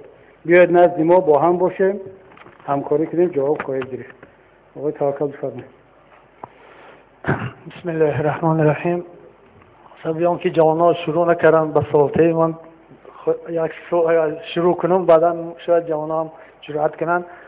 محترم استاد، در نایه ما به همین 2 هفته قبل یک واقعی خیلی مدهش روی داد که از جانب یک جوان، الحمدلله که خیلی اون نهضتی نیست، لیکن از خبرنگاران و روزنامه‌نگارایی که صدای رادیو دیگر بعضیاش او را مطرح کردن که از عائله یک روحانیت پدر و مادری وی فقط در همین سفر حج انجام یافتگی است. دیگر یگان نه هدایه خواندگی، نه بیخواهی، نه مختصر، نه اقلا ممکن ضرورت دین از 100% ندانند. و اینا خواهش میکنم که اصلا وقتی که یک چیز مطرح میکنن دیگر خودشون دینی خودشون را سنگ نزنن و اصلا یا روحانی یا یک نفری که در قلپستر میگن اما همسایه‌قشلاق ما نایه رودکی 21 ساله جوان کدام وقت اذان گفته مسجد ده، بعدا از او خوب چی کار زشتی کرده در آینه نیلگون خیلی زیاد هم نشان دادن. او خود 21 ساله فردی همین جامعه من بعد انقلاب 90 اخیر، یعنی که همین استقلال یعنی با ما چی دعوا میکنیم؟ با واسطه تلویزیون خودمون یک فرد خود ما رو میگیم که من همین روحانی، این یک نمازخوان یا یک فلانی، یک مسلمان و این کار زشت کردن. و وقتی که ما تربیت کردن نتونستیم این جامعه را، عمل زشتش به روحانیت و به اسلام چی دخل داره؟ کلام یک شاعر گفته است خیلی که اسلام با خود وای نداره. بعدن یک در شما برآمد شما یک دیگر را گفتید، من با همین کلمه راضی نیستم. مثلا بعد از وحدت باز سر میکنیم به یک دیگر رو سنگ زدن.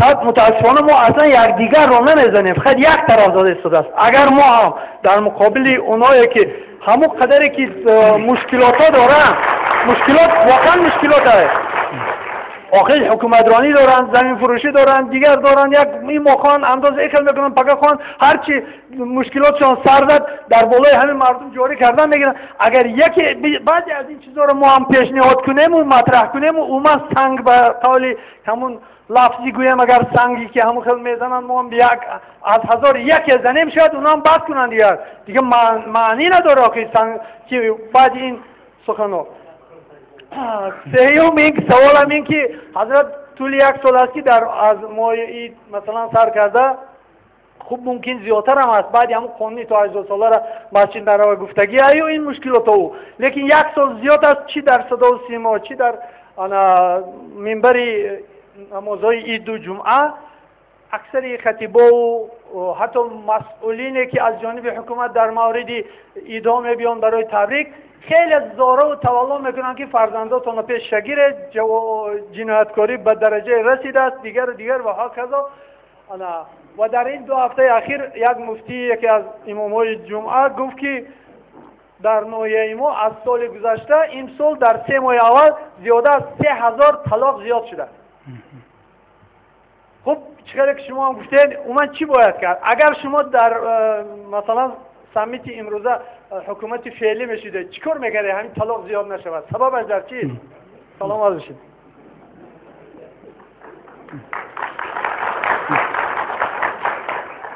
سلامت باشید. و توکل همون گفتید که یک طرف زده شده است، ما یک دیگر رو نزده ایستادیم. شعر از یادم رفت ولی یک مصرعش همین بود که من بد کردم تو بد جوابم دادی، فرق میان من تو چیست بگو. اگر یک کس بدی کرد ما رو زد، ما هم با همون شکل با همون شیوه جواب دادیم، پس فرق بین ما و اونها چی است؟ فرق نمیمونه دیگر. برای همین ما رو اسلامی میگن، برای همین ما اسلامیم که باید در این گونه حالتو فرق داشته باشیم. وقتی ما میگیم که ما ملت رو بیشتر دوست می‌داریم، ملت رو آبرویش رو، اسلام رو آبرویش رو حفظ می‌کنیم، در این حالت میشه. اگر اونا ملت رو زدن، سنگ زدن، روحانیت رو سنگ زدن، سیاه کردن، ما هم جواب بگیم فقط به خاطر اون که جواب بگیم هموطن خودمون رو سیاه کنیم، پس فرق نمیمونه بین ما. ولی من در مجموع راضی هستم به مسئله گذاری شما درباره اون که چرا به خاطر کمبودی یک یا چند نفر دین رو در مجموع و ملت رو سیاه میکنند. من خیلی احترام میگذارم به رهبریت واتیکان، مذهب کاتولیکا. اخیراً در جلسه که هفته گذشته شد، رهبریت واتیکان پرونده 10,000 حادثه پدافیلی را بررسی کرد. 10,000 حادثه ثبت شده از طرف مقامات که روحانیت مسیحی، معذرت میخوام، پدافیلی یعنی تجاوز جنسی به بچه ها، کودکای شاگردانشون کردن.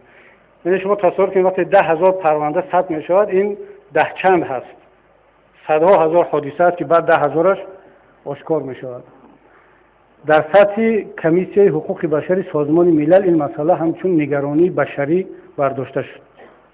یاد حادثه ملا و دیندارای تاجیکستان نه، 10,000 پرونده. واتیکان مسئله را بررسی کرد و خلاصه برآورد که این مسئله دینی نیست، این مشکلی شخصی همونا هست. دین مسیحیت این را رد میکند، انکار میکند. دین مسیحیت پاک است از این گونه جنایت ها. مسئله تمام.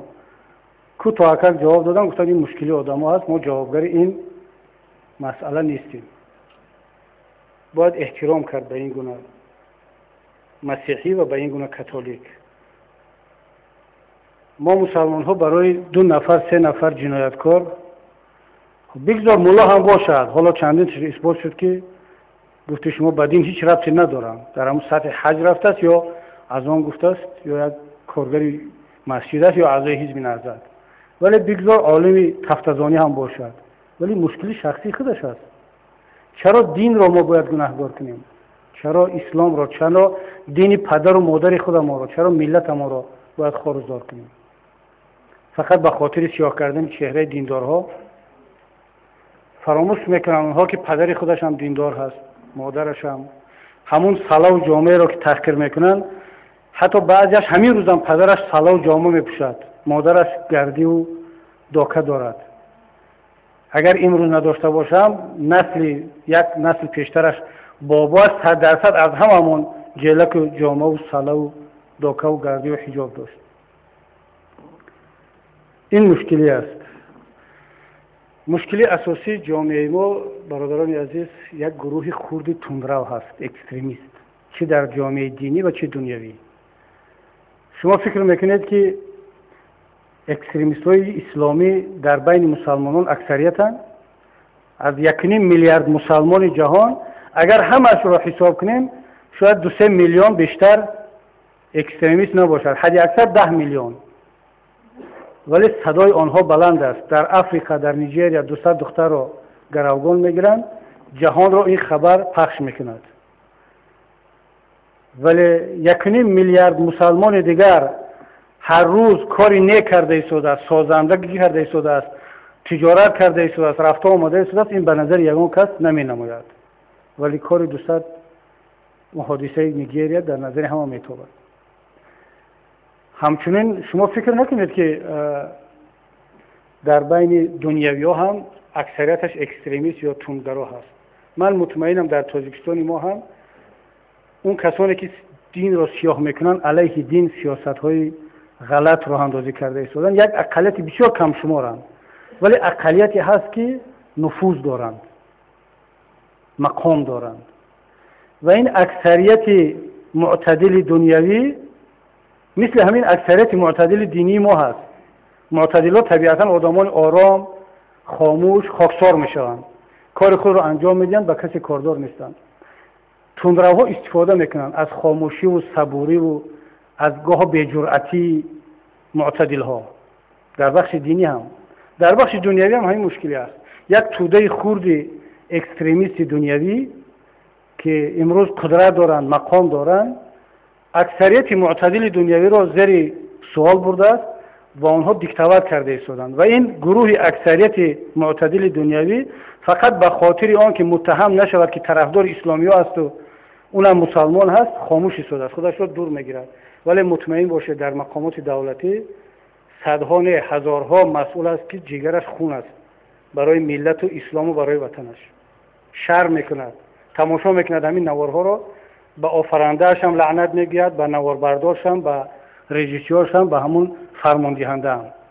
ولی چون صبور هست و متهم است میبخشید، وظیفه دارد، بی جرأت است، از دستش کاری نمیآید.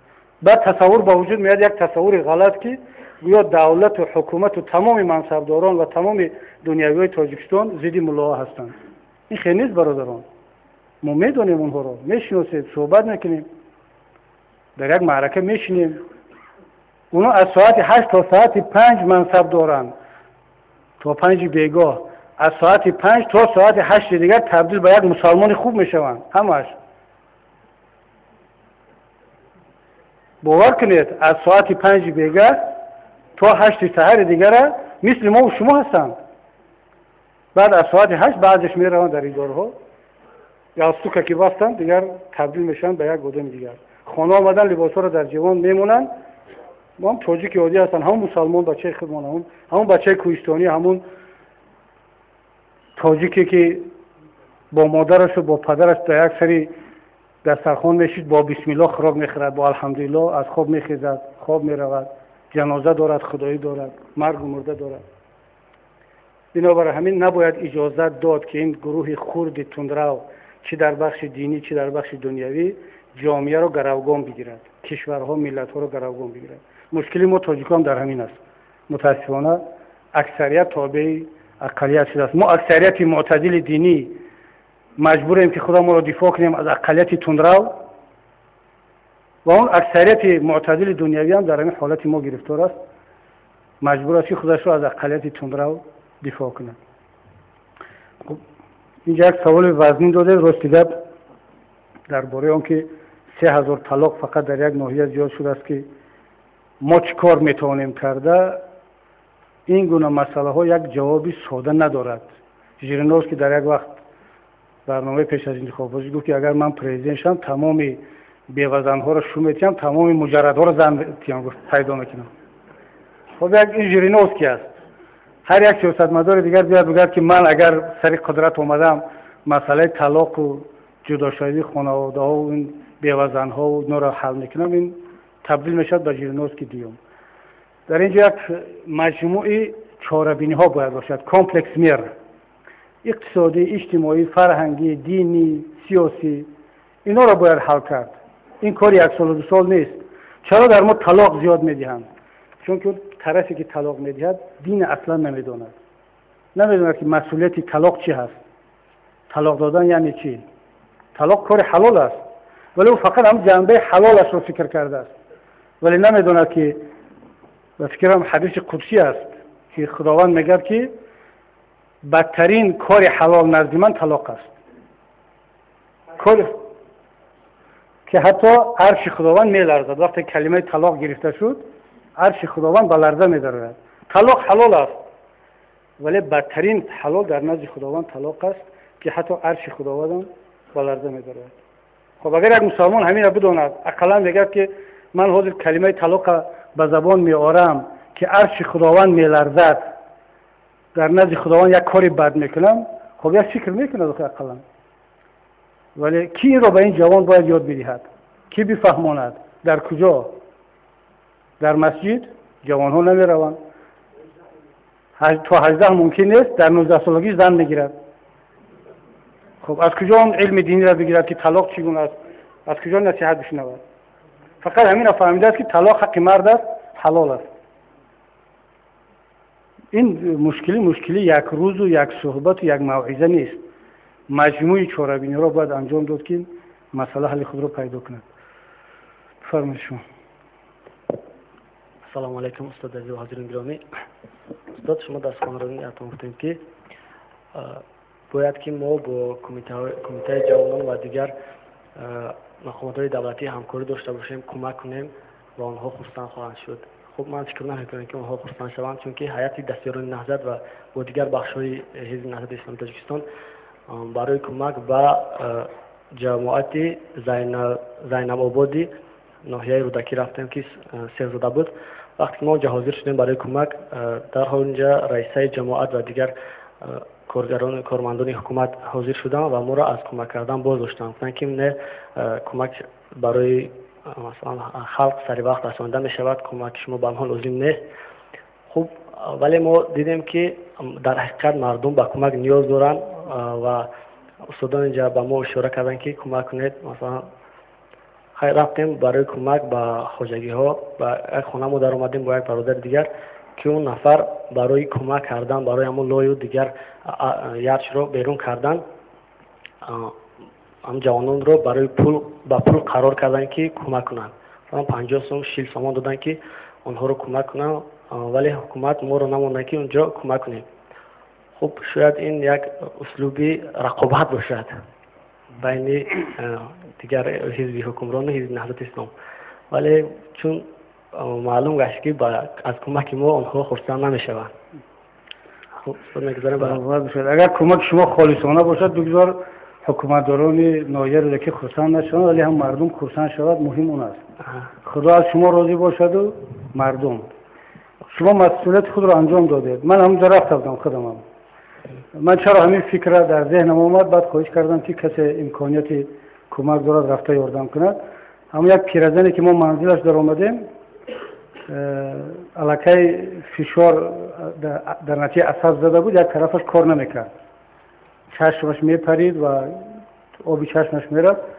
گفت که فرزندان همش در روسیه است، همون لایقه درون پرداله و خانه را هیچ کس نبرآورده است، همسایه مشغول توزیع کردن خونه خودشون است. خب من نمیگم که راست گفت یا دروغ، خدا شاهد است.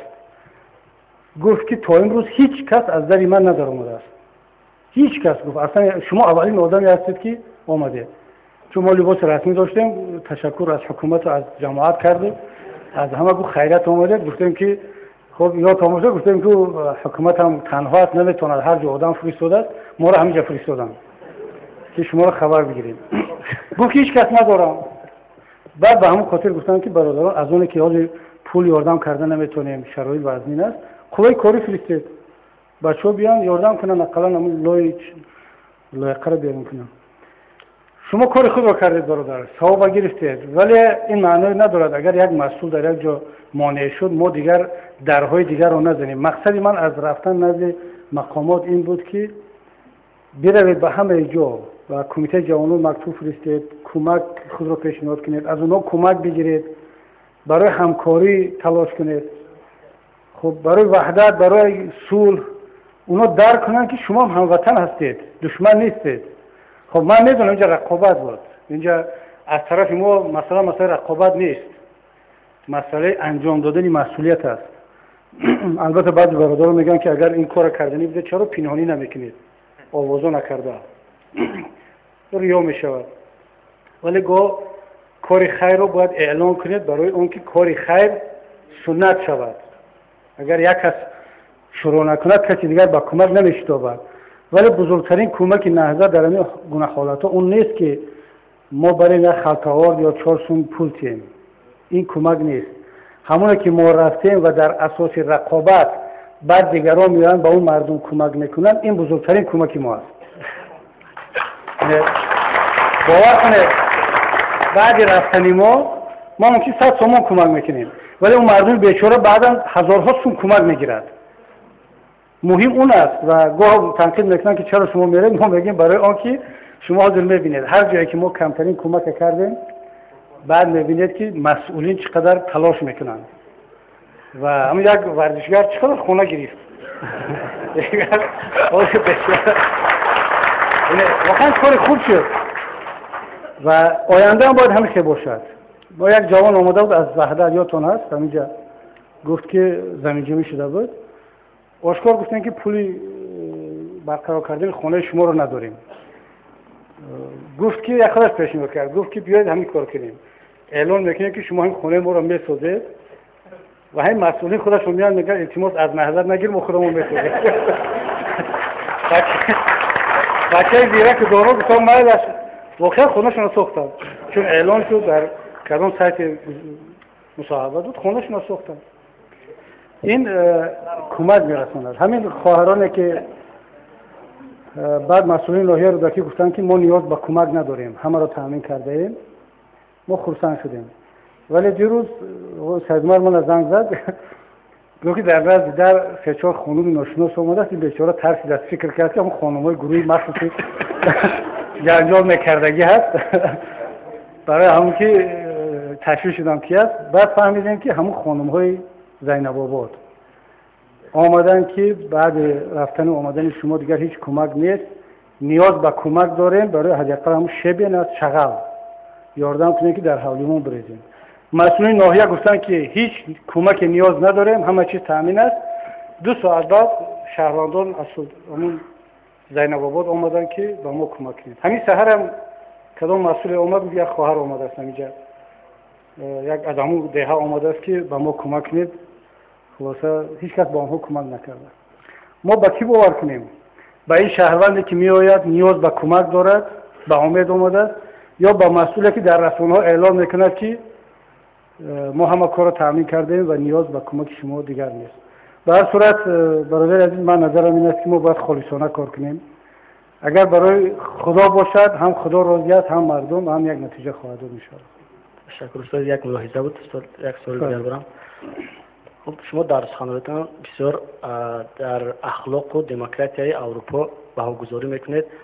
وقتی که در پارلمان بحث با شکر جان ظهور داشته، در آنجا مثال از سازمان همکاری عهدنامه در اروپا مثال آوردید، ولی شکرجان ظهور گفتن که با امیدی OBC نشوید، که از هر جایی که OBC هست مثلا اونجا ناآرامی است.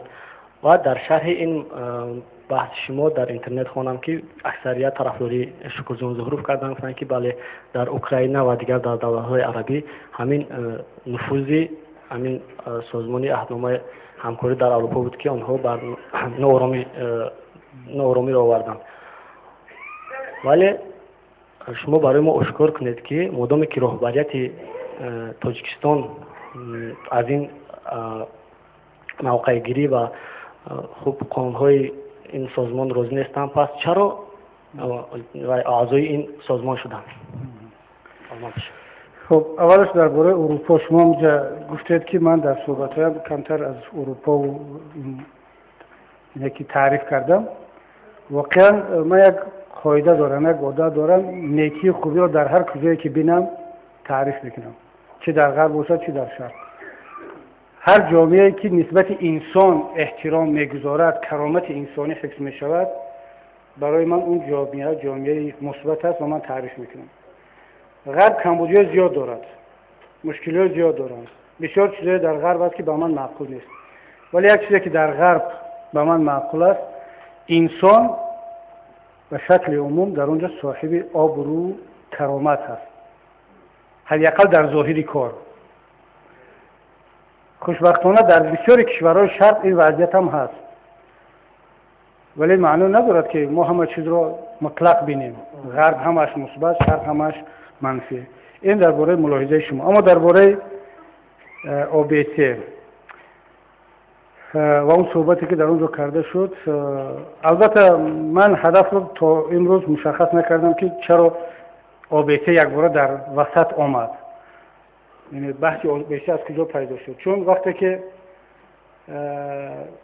ماه ینور بود به فکرم تغییرات الهه به قانون عمل کننده انتخابات مجلس عالی وارد کرده شد. در مقدمه قانون، لایحه قانون و در صحبت جناب وطنوف همچون سوبیکت لایحه قانون گفتن که ما به خاطر عملی کردن توصیه های OBC این لایحه قانون را پیشنهاد کردیم. چون واقعا OBC چند توصیه کرده بود که حزب خلق دموکراسی اون را جانبداری کرد و در لایحه قانون هم نوشتم. ما هم در لایحه قانون خودمون نیو در صحبت هم گفتم که لایحه‌ای که ما پیشنهاد کرده ایستادیم یکی از زمینه‌هاش توصیه‌های سازمان امنیت و همکاری اروپا است که تاجیکستان هم اعضا هست. همون گپی دوستانمون در حکومت رو تکرار کردیم، ولی یک باره هجوم به OBC شد. من فکر میکنم که مقصد شکرجان ظهورov تنقید OBC نبود و شاید کلمه OBC در اونجا یکی آمد بداهتا ناخواسته. مقصد شاید در مجموع سیاست کشورهای غربی بود، چون اوکراین هیچ ربطی با OBC ندارد. مثلا OBC برعکس حاضر یکی از میان روهای حل بحران در اوکراین هست. با پوتین هم رئیس OBC ملاقات کرد و من به فکرم، به نظر من همین است که در اونجا یک سوی تفاهم با وجود آمد. از اون جمله شاید که هدف شکرجان ظهورov رو کمتر نادرست فهمیدن و استفاده بر این کلمه هم کمتر نادرست بود. وگرنه OBC در اونجا حضور OBC همچون یک طرف قضیه تصادفی بود. ما گفتیم در اساس کنستیتوسیا، در اساس قانون‌های دیگر و توصیه OBC. شما درست گفتید که تاجیکستان هم عضو OBC است. اگر که OBC سازمان باشد که فقط جنگ و خرخشه می‌آورد، تاجیکستان حق ندارد در این سازمان اعضا باشد. حتی پارلمان ما هم عضو پارلمان که اسمبلی OBC هست. ما نماینده داریم در OBC. هیچ منطق ندارد که هم عضو یک سازمان باشی و هم سازمان را تنقید کنی. بنابراین به فکر من رهبر مجلس نمایندگان منظورشان OBC نبود و این حرفا نبود. اما یک مسئله دیگر است. بیاد کسانی که غرب را زیاد تنقید میکنن یا شرق را تنقید میکنن، اکثر کسانی که امروز میگن که مشکلی ما، بدبختی های ما از اروپا هست، یا فرزنداشون در اروپا زندگی میکنند، یا در اروپا صورت حساب دارن، یا بیزنس دارن، یا توابتشون در اروپا میگیرن، تمام سفرهاشون به اروپا است. همه توجه کردید شما گفتید که من یکی از تعریف کنندگان اروپا هستم. برعکس من یکی از تنقید کنندگان اساسی اروپا هستم، ولی در این جامعه در اروپا تنقید میکنم. کسانی که در اروپا میروند صورت حساب میکشویند، پسراشون خواندنی رو میکنن، در اونجا با اونا میشینن در سر یک میز کم کم میزنن و صحبت میکنن، میگن که ما هم مثل شما دنیوی هستیم، در اونجا افراطگرای اکستریمیست داریم، عیب همونا هست. بعد میان در اینجا اروپا رو تنقید میکنن. در کشورهای اسلامی هم برای همین کار است، در اونجا مسلمانای خوب. ما عادتمون دیگر است برادر، در اینجا اروپا، امریکا، روسیه، خیتای همه رو تعریف میکنیم، ولی که رفتیم در اونجا در رویشون میگن که برادرها شما دارید غلط میکنید. من این حرفا رو در واشنگتن هم گفتم، در بروسل هم گفتم، در هر جایی که رفتیم در رویشون میگن که چی کمبودی دارن، سیاست‌های دوگانه، دوخوره، منفعت‌های ژئوپلیتیکی، همشون در حضورشون در اونجا میگیم. خب کمتر با سوال‌های خطی بگذاریم چون وقت رفته شده است. یک برادر دیگر سوال کرده است که چرا به نزدیکی 2 فعال حمید ویزای امریکا رو گرفتن نتوانستند؟ مگر بالای سفارت امریکا هم فشار آوردن یا چیزی دیگر؟ نه، این یک کار سیر تکنیکی هست. حجت‌هایی که نمایندگان حزب ما پیشنهاد کردن برای گرفتن ویزای امریکا از نگاه کارمندان کنسولگری امریکا کافی نبود یا مطابقت با طلبات اونها نکرده است، بنابراین هم ویزا ندادن. اصلا با اون کنگرسی که کنگرس مسلمانان امریکا که روز 25 آغاز می شود، 24 25 خودی من دعوت دادم و هنوزم دعوتم هست، ویزای امریکا رو هم دارم اگر خواهم بروم، ولی به سبب آنکه دعوت دیگر الجزیره قطر کرده است در همون شب و روز، من این دعوت نزدیکتر رو پذیرفتم و خواستم که 2 نفر از اعضایان حزب بروند، رئیس شعبه ولایتی حزب الهام جان یعقوبوف از ولایت صبح و سخنگوی ما آقای محمود جان فضل‌رحمانوف، ولی با سبب تکنیکی مطابقت نکردند و جواب رد دادند. بعدا من میدونم که کنسولگری کشورهای غربی خیلی مستقلن، با مسائل سیاسی کمتر اهمیت میدن، بیشتر مسائل حجت ها و سند ها را اهمیت میدن. این یگان مسئله سیاسی نیست و خواهش میکنم همیشه قبول کرده شد. خب برادر بهادر مهاجر پرسیده است که شما میگفتید نقشه آینده حزب چیست؟ شما با کدام راه ها نقشه دارید از مسلمان های ترکستان دفاع کنید؟ آیا نمیشود بیرون از وطن در روسیه شعبه حزب را تشکیل میکردید؟ سلامت باشید. ما حق در روسیه و دیگر کشورها تشکیل کردن شعبه ابتدایی نداریم، یگان حزب سیاسی ندارد، ولی در مسئله اول که چگونه میتوانیم دفاع از مسلمانان کنیم، وظیفه حزب سیاسی دفاع از همه شهروندان هست، چه مسلمان چه غیر مسلمان، چه نهضتی چه غیر نهضتی، و تا قدر امکان دفاع کرده ایستادیم. اگر از این بیشتر نتوانستیم انشاءالله امید داریم که شما عذر ما را بپذیرید. خب یک برادر دیگر عبدالجلال بابایف پرسیدن که امروز فرزندان ما حقوق تعلیمات اسلامی گرفتن را ندارند، به مسیر رفتن نمیتواند، در مؤسسه‌های تعلیمی آموزش و شناخت دینی اصلا وجود ندارد. این همه 10 سال پس نتیجه هلاکتبار میدهد، یعنی برای جلب جوانان به گروه‌های افراطی از جمله گروه‌های غیر اسلامی زمینه مناسب فراهم شده است. برای رفع این مشکلی تا این روز چه کارها انجام دادید و آینده چه نقشه دارید؟ ما هم همین نگرانی شما رو داریم برادر عزیز. البته گفتن آن که عموما امکانیت تعلیم اسلامی نیست یک کمی غلط است. امکانیت تعلیم اسلامی گرفتن در تاجیکستان هست ولی محدود هست، یعنی مدرسه ها هست، دانشگاه اسلامی هست ولی کافی نیست، این رو باید زیاد کرد.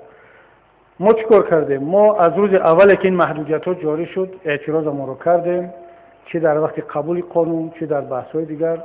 حزب سیاسی همین قدر کار میکنند. البته حزب سیاسی در تمام دنیا مکانیزم های دیگر هم دارن، مکانیزم های اعتراض کردن، فشار آوردن، گردی همایی، میتینگ، ولی ما خودمون قضیه تاجیکستان رو میدونیم و تا امروز حتی در همین مسائل حساس هم کوشش میکنیم که کار به این حد نرسد، برای فهماندهی و مشورت با مقامات صحبت کنیم. واقعا 10 سال بعد ما هم نگران اون هستیم که جوانان ما، نه تنها جوانان دیگر، این جوانان امروزه بعد 10 سال دیگر پیرمرد میشود، از دین دور، فهمیش درست اسلامی نیست، اونها هم طعمه افراطگراها میشوند و هم همین مشکلاتی که توکل گفت.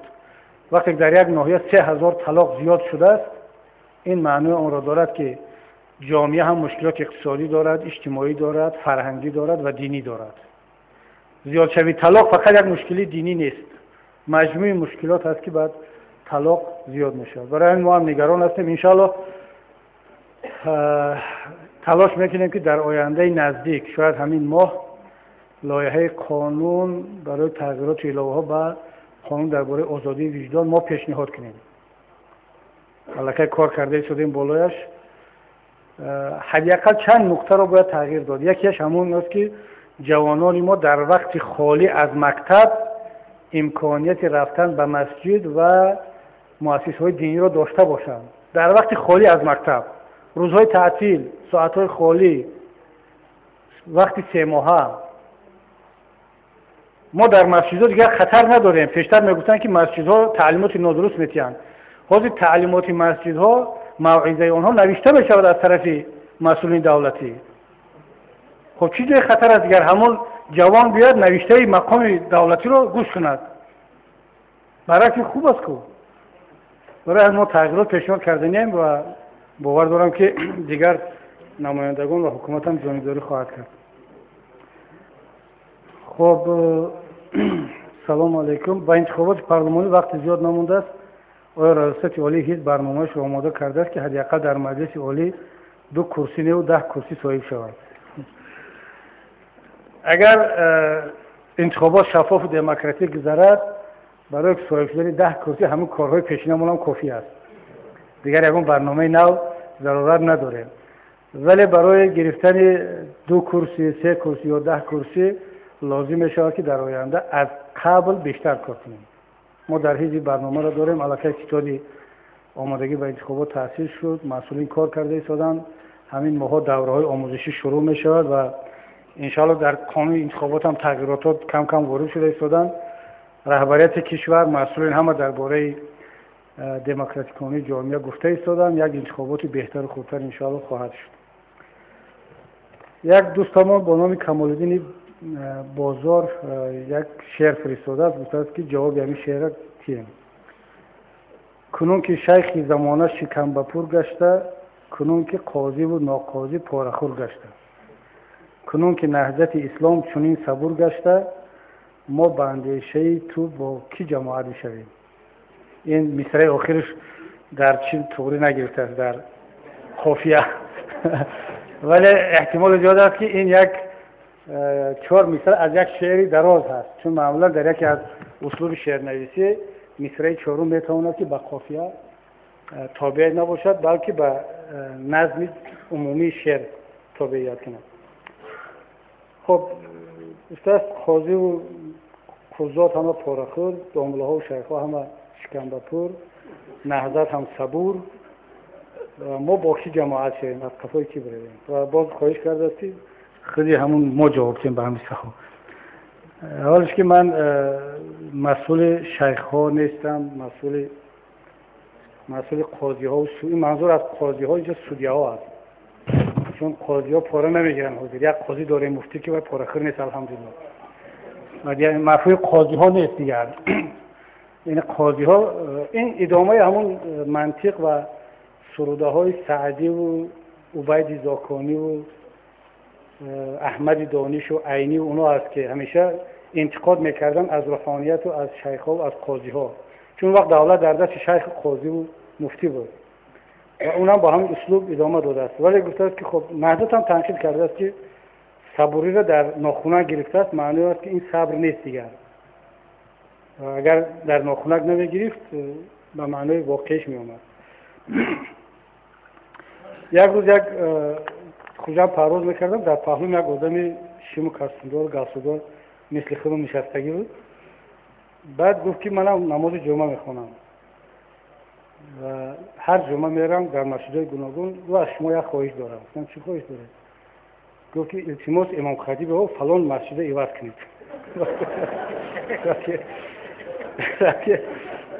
اون کلان کارمند دولتی بود، اینسپکتور شعبه شونه در خوجند میرفت. آدمی وزارت، آدمی کلان.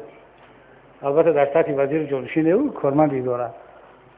بعد گفت که همون فلان امام خطیب موعظه چه خم است. همون التماس عوض کنید. گفتم که من چه ربط داره با اون امام خطیب؟ گفت چه ربط نداره.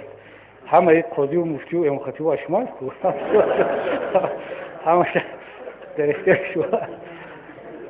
بعد گفتم که با فهموندم از برادر که ما حتی در مسجد خوندن همه چیز با نماز خوندن نمیتونیم که چه رسد با قاضی و مفتی و دیگرها.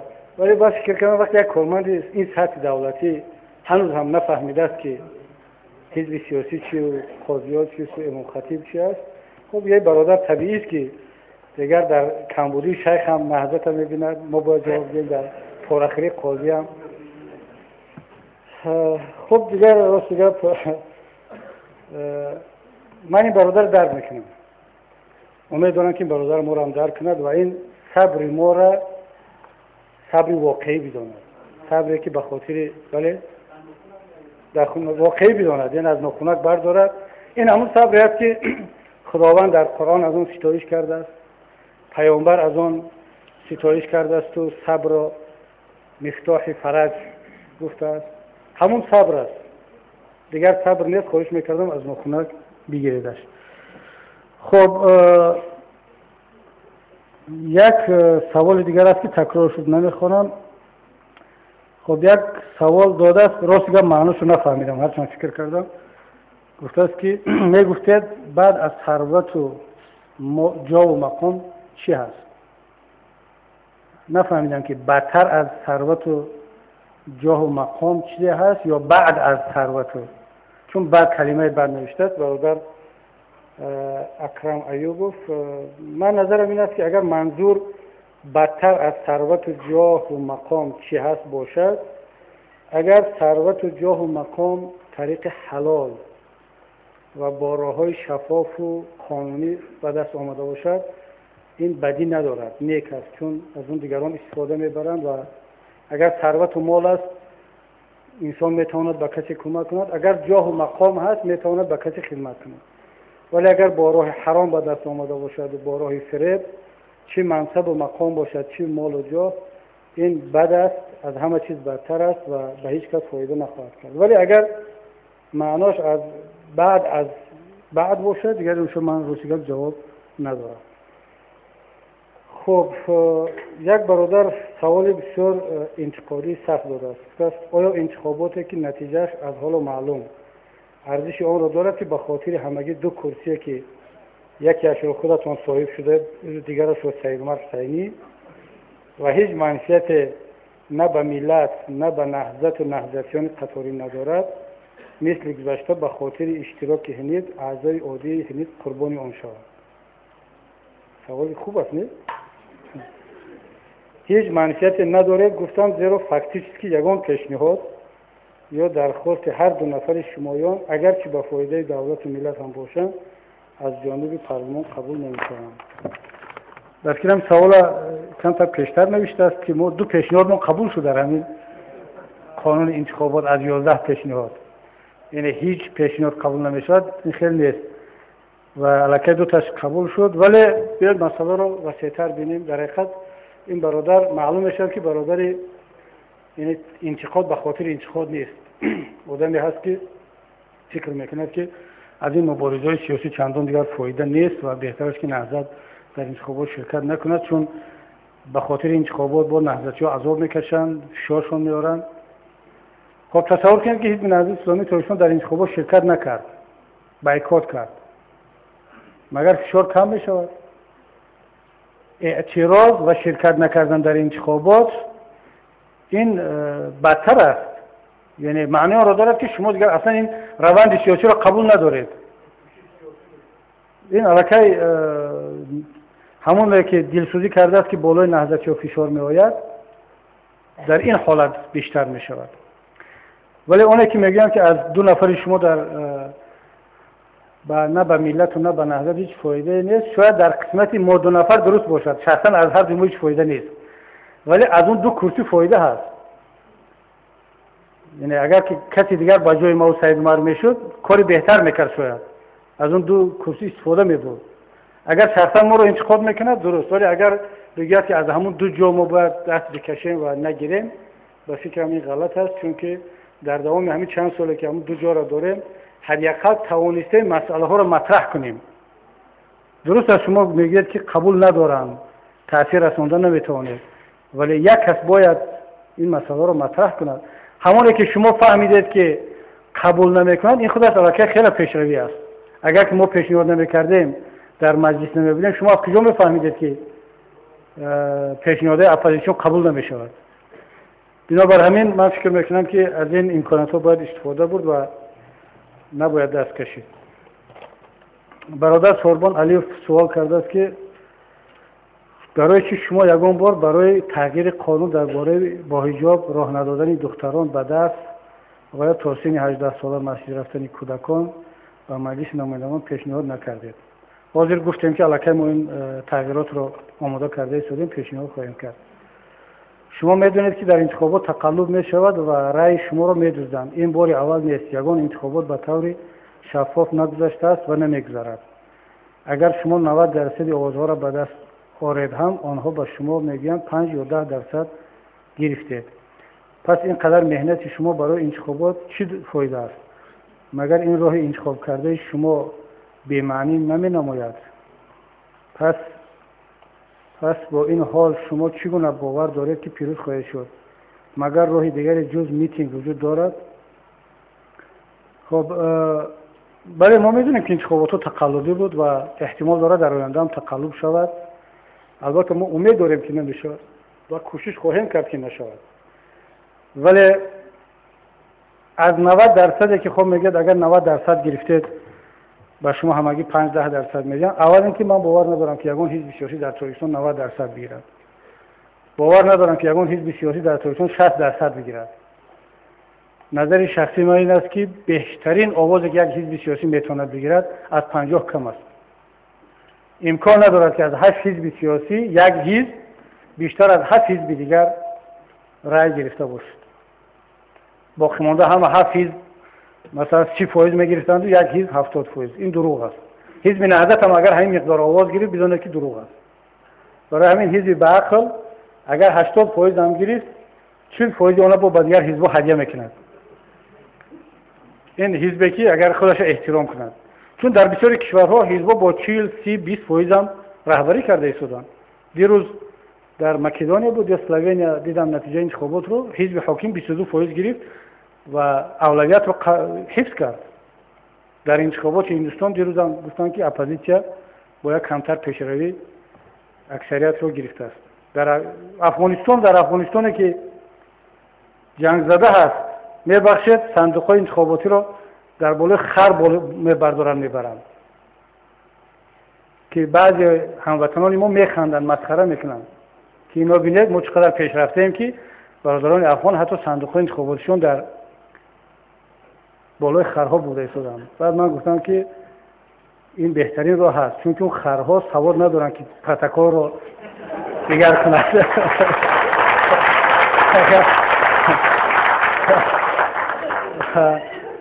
همون بارش که کرده از بدخشان تا کابل میرود همون صندوق دیگر. ولی خب چی در کنید همون سواده که پروتکل دیگر کنید. خب این برادرم دلسر شده است، ولی من خواهش میکنم که دلسر نباشید. بیاید شرکت کنید، با ما باشید. 2 تا هست 5 تا کنیم 10 تا کنیم و اثبات کنیم که در نتیجه تلاش دوامناک میشود به نتیجه رسید. رو افتاده نشاید. خواهش میکردم. خب یک سوال دیگر داده است، کمتر نافهمه است. با این همه فشاری که به سر شما می آید در مقابل شما چی کار میکنید؟ چون لاتینی نوشته است در فیسبوک. مگر فقط صبر کنید قطعی می شود؟ پس مردم از شما چی آموزد؟ وقتی اینقدر بالای شما ظلم میکنند و شما خاموشید، پس بالای مردم هم ظلم میکنند. آنها هم خاموش می نشینند. وقتی یک حزب سیاسی از حقوق خودش دفاع نکند، پس یک انسان عادی را کی گپش را گوش میدهد؟ با این شیوه ما با پیش رفتن نمیتونیم. همه خاموش صبر، مردم همه در عذاب، شما صبر میگید. مگر با صبر حال مردم خوب میشود؟ اگر همین باشد فعالیتتون، پس به شما هم همین مردم صبر کرده گشته ایستاده است. چی در کار اینقدر دعوت به صبر کرده؟ گپی منطقی است. تشکر. امیدوارم جواب میدهید. از مسئولین خواهش میشود که به تغییر به دست خودشون برسونند. مطمئن باشید که به تغییر رسید. خب برادر عزیز، من تو امروز میگم که صبر کنید. حالا هم به نهضتی ها و به همه کسانی که حرف ما رو احترام میکنند میگم که صبر کنید. ولی به کسانی که صبر ندارن میگم خب کار خودتون، یا صبر نکنید. اگر کسانی که صبر کردنی نیستید و همین دعوت های من پیش رای شما رو گرفته است، خب دیگه صبر نکنید. شما میدونید و همین کسانی که گویا به شما ظلم کردند، خب ما هم از بین رفتیم. دیگر مانع این غیرت و جسارت رستمانه شما نیستیم. دیگر چیکار از دستتون میاد؟ چیکار میکنید؟ چی میشود؟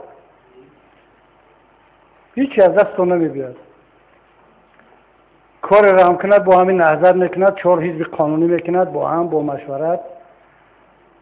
برعکس بسیاری از آدمانی که شعار میپرتایند، در مطبوعات مینویسند، در شبکه‌ها ما را متهم میکنند با آن که با این صبر ناجایمون پیش راه مردم را گرفتیم، باعث عقب روی کشور شدیم. من میگویم که حداقل نهضت میداند که چیکار میکند با این صبرش، ولی کسانی که دعوت میکنند اصلا نمیدونن که چیکار باید کرد. خب وقتی سوال اولین رو میدهید که خب ما صبر نکردیم، بعد چیکار میکنید؟ میدان، میتینگ، کشاکش؟ میگید نه. خب چی است دیگر؟ چی میخواهید دیگر؟ هیچ جواب نیست. شما صبر نکنید، اون طرفش رو ما میبینیم. بعد خب ما میگیم مرحمت، ما صبر نکنیم، شما میدونید و میدان.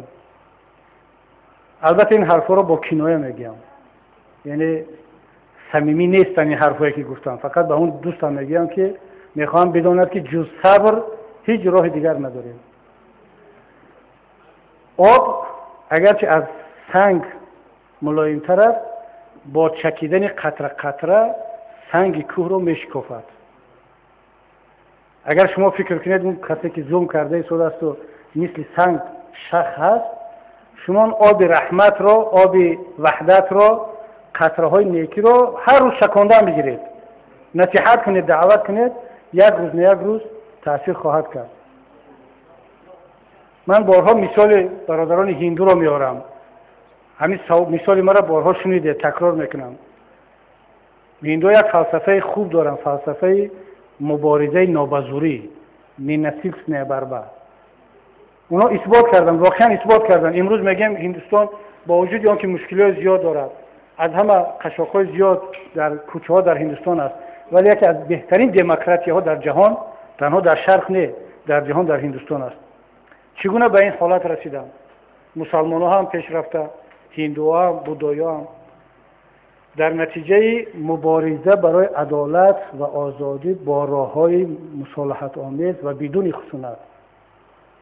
اونا هم مستملکه بودند، مستملکه چند صد ساله انگلیسیان ها، بریتانیایی ها، ولی در نتیجه تلاش های زیاد با آزادی رسیدند. چیکار کردند؟ کار زیاد نکردند. خیلی که ما رو با قانون های زیاد محدود کرده ایستادند. برای اونها قانون قبول کردند که هندو حق نداشت در ساحل دریا زرشویی کند. حق نداشت که بره در همون ساحل دریا که اکثریت مردم زندگیشون رو از روی زرشویی یک گرم طلا پیدا میکرد میفروخت، از اون میدید معنیشون کردن. ولی مردم رفت، 10 نفر رو زندان کردن، پگاه 100 نفر رفت، 100 نفر رو زندان کردن. اونها به خیابان نریختن، همون کار رو ادامه دادن. 1000 نفر، چند هزار نفر. بعد گوبرناتور هندوستان با بریتانیا با لندن تلگرام فرستاد، همون گنرالی که از نماینده ملکه بود، گفت که به نظر من این ملت سزاوار آزادی شده است. تا این وقت اینها سزاوار آزادی نبودن. من توصیه میکنم که لندن در فکر دادن مستقلیت به هندوستان شود. این مردم پخته رسیده ایستادند. ما کی اعتراض صلح‌آمیز کردیم که شما صبر ما رو امتحان کردن میخواهید؟ در کجا ما اعتراض کردیم؟ چند نفر رفتیم نزد مجلس میتینگ نکردیم، قبول رئیس مجلس رفتیم، قبول دپوتات رفتیم، قبول رئیس ناحیه و ولایت و وزیر رفتیم. وقتی یک وکیل میگه بسیارا فکر میکنن در مجلس که ما داریم انگیزه‌های شخصی خودمون رو از نام ملت گفته ایستادیم. واقعا به این باور دارن. همکاران من در پارلمان بعضیش میگن که ما هم با مردم ملاقات کرده ایستادیم، شما تنها پیش مردم نمیرید، ما هم با مردم میشینیم، مردم میگن که همه چیز خوب است، درست است، شما کاری درست کرده ایستادید. و به این باور دارن، تهمت هم نمیکنن. باید با آنها صحبت کرد، با آنها فهمون که نه برادران عزیز، کم کم وقتی اون رسیده است که با ما آزادی بیشتر بدهید. اگر این کار نکرد بعد بیاد بگید که صبر شما از حد زیاد است. خب یک سوال برادر بهادر جعفرزاده داده است. خواهش میکنم سوالم رو رسانید، بسیار مهم است. در روسیه طبق رسانه‌ها خواندم که با کسانی که دو شهروندی دارند وقت جدا کردن تا از یکیش دست کشند. اگر نه جریمه پیش بینی شده است. برای تاجیکانی که در اینجا شهروندی روسیه را دارند چی مشورت میدهید؟ راستی اگر برای یک نفر میبود من از خودش سوال کرده وضعیتش رو پرسیده یک مشورت میدادم. ولی وقتی که سخن درباره صدها هزار میرود مشورت دادن کاری بسیار دشوار است. چون که مشورت رو به یک کس میدهید با زندگی کسی دیگر مطابقت نمیکند. کسانی که شهروندی روسیه را گرفتند حتما یک سبب داشتند، عذر داشتند. نظر شخصی خودم رو میگم، من نمیخوام که یگان تاجیک شهروندی کشور دیگر رو داشته باشد. دلم نمیخواهد. میخوام که همه تاجیکان دنیا اگرچه در تاجیکستان تولد هم نشده باشند شهروندی تاجیکستان رو بگیرند. یگان تاجیک آرزوی گرفتن شهروندی کشور دیگر را نکند. چه رسد به روسیه، چه رسد به قزاقستان و به درباره غرب گپ نمیزنیم دیگر یا دوبای. شهروند تاجیک امروز کوشش کرده است که قرقیزستان برود. قرقیزستانی که از ما اهالیش کمتر است، بعد از جنگ شهروندی ما، بعد از صلح ما دو انقلاب را از سر گذراند. ولی باز تاجیک کوشش کرده است که قرقیزستان رفت برای جای کار هجرت کرده است. یگان قرقیز را دیدید که به تاجیکستان هجرت کرده باشد. من درباره روسیه گپ نمیزنم. من دلم نمیخواهد که یک تاجیک شهروندی دیگر جا را قبول کند، ولی شرایط مجبورش کرده است. اگر به یک تاجیک بگم که برادر قبول نکن، میگه خودت وکیل، دپوتات، رئیس حزب چیکار کردی که من هجرت نکنم؟ جای کار برایم تامین کردی، شرایط رو بهتر کردی، آزادی بیشترم دادی که هجرت نکنم. من جواب ندارم. بنابراین من توصیه‌ام چی است؟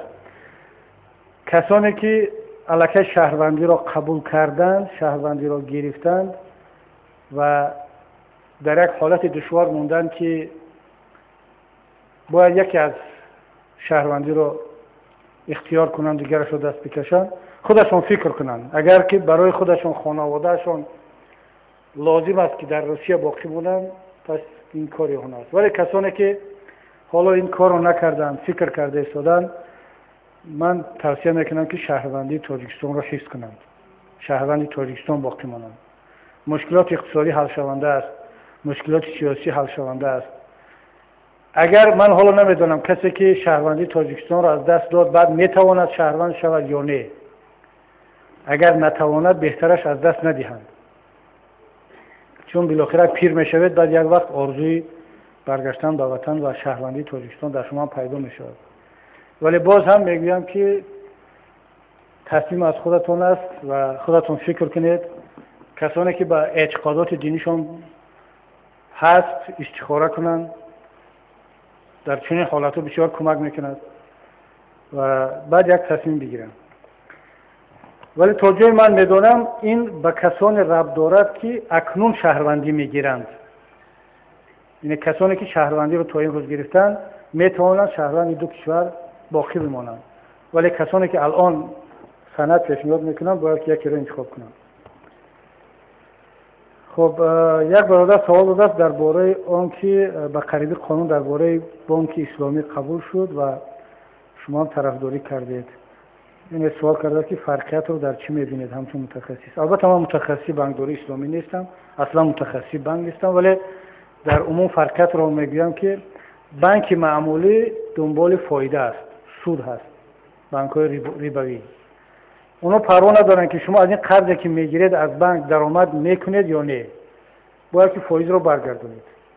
بانکرات شدید مالتون رو میفروشید یا اون گروی که ماندید اون رو بانک میگیرد. ولی فرق بانک اسلامی در آن است که بانک نه تنها در ربح یا در سود شریک است، در ریسک هم با شما شریک است. بانک اسلامی مسئولیت ریسک هم دارد. اگر که خدای نکرده ناکام شد پروژه شما، قرض رو گرفتید و در بیزنس موندید، بیزنستون شکست خورد، مفلس شدید، قسم از شکست شما رو بانک به دوش میگیرد، یعنی اون مسئولیت رو هم دارد. بنابر همین فرقیت بانک اسلامی همین است که در معاملات اسلامی پول از هوا نمیآید، تجارت در هوا نیست. مثلا شما در بانک‌های معمولی اروپایی چرا اونها با بحران گرفتار میشوند، ورشکسته میشوند؟ چون اصلا پول وجود ندارد، اقتصادیات وجود ندارد. در اساس اکسیه و وکسل و در اساس سهمیه ها کار صورت میگیرد. بعد یک وقت میبینید که اصلا این سهمیه یگان زمینه اقتصادی ندارد، استحصالات نیست. ولی در اسلام این نیست. در اسلام باید که مال وجود داشته باشد. شما نمیتوانید درختی رو که حاصل نبسته است برای سال آینده تجارت کنید. مثلا بگید که همین حاصل برای هم میوه سیب این همین درخت، من برای سال آینده شما رو از شما $100 میتیم، همین از من. اول باید سیب باشد، مال وجود داشته باشد، در اون وقت شما میتوانید ناچینده هم که باشد تجارت کنید. در اقتصاد اسلامی همین است. بنابراین وقتی که شما قرض گرفتنی میشد از بانک اسلامی، بانک میگه اول سندها رو بیار اثبات کن که این پروژه شما پروژه سنجیده شده است. این یک. دوم، در وقتی که کار را شروع کردید بانک اسلامی به شما مشاور میدهد. متخصصان بانک اسلامی همیشه در پهلوی شما هستند و مسئولیت دارند که شما در یگان مرحله کارتون اشتباه نکنید تا اینکه ورشکسته نشوید. این برتریت بانک اسلامی همین است. برای همین است که امروز در این بحران جهانی اقتصادی و مالیوی بانک‌های اسلامی ورشکسته نشدند، تمام بانک‌های دیگر دچار کریز شدند و حتی اروپا هم به نظام بانک اسلامی برگشت و امروز در مشهورترین بانک‌های اروپایی روزنه اسلامی شدند، اسلامیک ویندوز. یعنی هر کسی که میخواهد بیاد مالش رو از روی پولش رو از روی بانکی اسلامی گذارد، میتونه در اون بانک اروپایی هم بگذارد. خیتای هم به همین سیستم گذاشت و تاجیکستان هم بعد که آموخت با توسعه بانک جهانی، بانک اسلامی و این نظام گذشته شده است. البته گاه در این بحث گاز میگن حزب اسلامی در کار نیست و بانک اسلامی در کار است. خیلی عجیب می نماید. اسلام هم است. اصلا این پیشنهاد حکومت است، ولی جای خوبیش در همین بود که وکیلی که قانون درباره بانک اسلامی رو معرفی میکرد نماینده حزب کمونیست بود.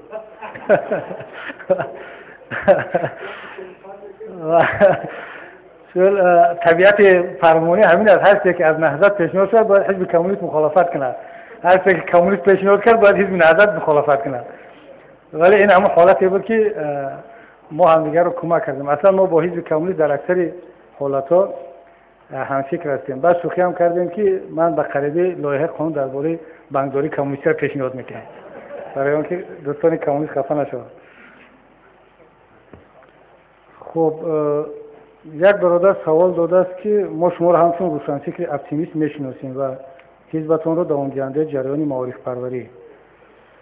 از این خاطر پیشنهاد ارائه می‌نمایم. امروزها جامعه ما را متأسفانه یک روحیه ناامیدی و غلام طبیعتی فرا گرفته است.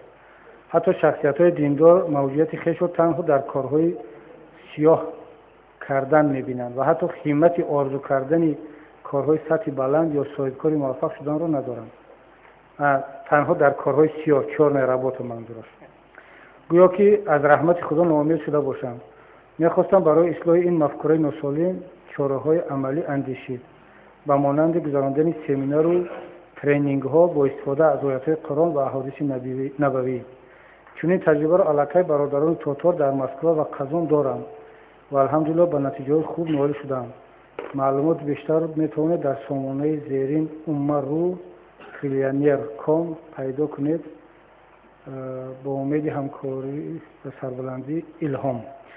ببینید یک جوان تاجیک برادر الهام فکر باید یا در مسکو در قزان باشد چون آگاهی دارد یا حتی اگر در دوشنبه هم باشد، البته در فکر آن است که یک انسان مسلمان باید که از این ناامیدی بیرون براید و یعنی هم کارهای بلند و خوب را دست بزند، کارهای سطح بلند، صاحب کار موفق باشد. این روحیه ناامیدی و غلام طبیعتی را گفتند که حتی دیندارهای ما هم فقط دنبال کارهای سیاه میگردن، یعنی کارهای مردکاری و مثلا کارهای دشوار. از این باید بیرون آمد و صاحب کار موفق بود. اصلا انسان موفق بود، چه صاحب کار باشه، چه سیاستمدار، چه عالم. این روحیه بسیار خوب است. من خوشحال میشم که یک جوان تاجیک مسلمان با این روحیه زندگی میکند و نهضت اسلامی تاجیکستان را دوام منطقی معارف پروران بخارا میداند. معلوم است که خیلی جوان آگاه است، اگرچه بعضی ها ما را دوام طالبان و القاعده میدانند. این جوان گفته است که شما دوام معارف پرورانیم. معارف پروران از یک طرف درست میگه، چون معارف پروران بخارا کسانی بودند که هم از روحانیت ارتجاعی و قفامانده لط میخوردند، اونها را مثال چقدر اذیت کردند، هم از امیر عالم خان بالاشون فشار بود، هم از کشور ابرقدرت‌های منطقه. برای همین احمد دانش و فطرت و صدرالدین عینی و اینها همیشه در مشکلی بودند، ولی اندیشه نیک رو، اندیشه مثبت رو به جامعه انتقال داده توانستند. حالا هم من طرفدار همین فکر هستم. امام ابو حنیفه هم یک انسان موفق بودند در علم، در صاحبکاری، در تجارت، در سیاست، در همه جنبه ها آدم موفق بودند. اگر ما حنفی هستیم، حالا معارف پروری را مونیم، شاید بحث کنن که شما معارف پروری چیکار دارید، ولی بالاخره حنفی هستیم. بیاید پیروی از امام ابو حنیفه کنیم، ببینیم که ابو حنیفه چه انسان بود، چه کار میکرد، چی میگفت، چه طرز تفکر داشت در سیاست، در اقتصاد، در فقه، در دین. پیروی از اون بزرگوار کنیم. اگر پیروی از امام ابو حنیفه کردیم، مطمئن باشید من به این ایمان کامل دارم، تمام مشکلات دینی و فرهنگی ما حل خواهد شد. تمام مشکلات ما. امام ابو حنیفه در زمان خود تمام مشکلات عراق را حل کردند. بس بین بصره و کوفه و بغداد مخالفت بود، بین حجاز و شام مخالفت بود، ولی امام ابو حنیفه توانستند با دیدگاهشون، با رفتارشون این مشکلات را حل کنند و همزمان عالمی بودند که زیر بار حاکم نرفتند. همون حاکمی که زندانیش کرد و به قول در زندان مرد، به قول در نتیجه زهر دادن در زندان بعد از بیرون شدن به شهادت رسید، همون حاکم 50 کیلومتر از سوار رفت تا اینکه جنازه ابو حنیفه را بخواند، چون مجبور بود. از ابو حنیفه خوشش نمی آمد، ولی سر اطاعت پیش آب و رو و جایگاه ابو حنیفه فرود آورده بود. این برادرم نصیحت کرده شده است که ناامیدی را پرتوید، غلام طبیعتی را پرتوید، با روحیه شاد، با روحیه موفقیت و پیشرفت همچون یک حنفی به میدان بیاد. حتی من خواهش میکنم همین سایت ها را بنویسید که جوانان ما بخونند، ummaru و trillionaire.com که گفته است در اونجا مسلمان ها راه های موفق بودن را به جوانان پیشنهاد میکنند و از اونجا باید آموخت.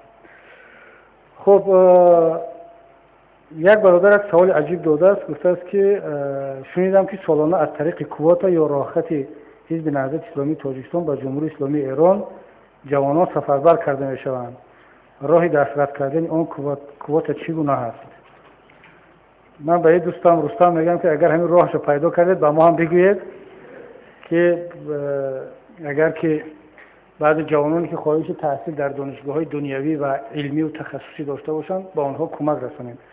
ولی هیچ متاسفانه هیچ قوت نهضت نه برای تحصیل در ایران و نه در کشور دیگر ندارد. متاسفانه میگم و چون که ما امکانیت رو نداریم، اگرچه نیاز داریم که همه جوانان بخوانند، ولی خوب میبود که وزارت مواردی که کوتا دارد بین جامعه خود تقسیم شود و همه از اون استفاده کنند. یک جوان سوال آخر گفته است که شما برای جوانان، تحصیل جوانان در خارج چی کمک ها کردید و در داخل و خارج؟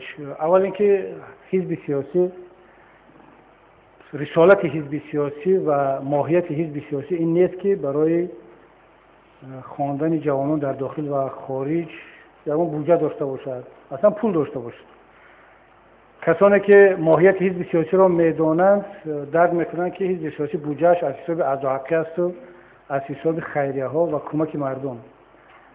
ولی با وجود همین هم حزب نهضت اسلامی تاجیکستان شاید یگانه حزب باشد. من درباره دیگر حزب معلومات ندارم، اگر باشد بسیار خوب.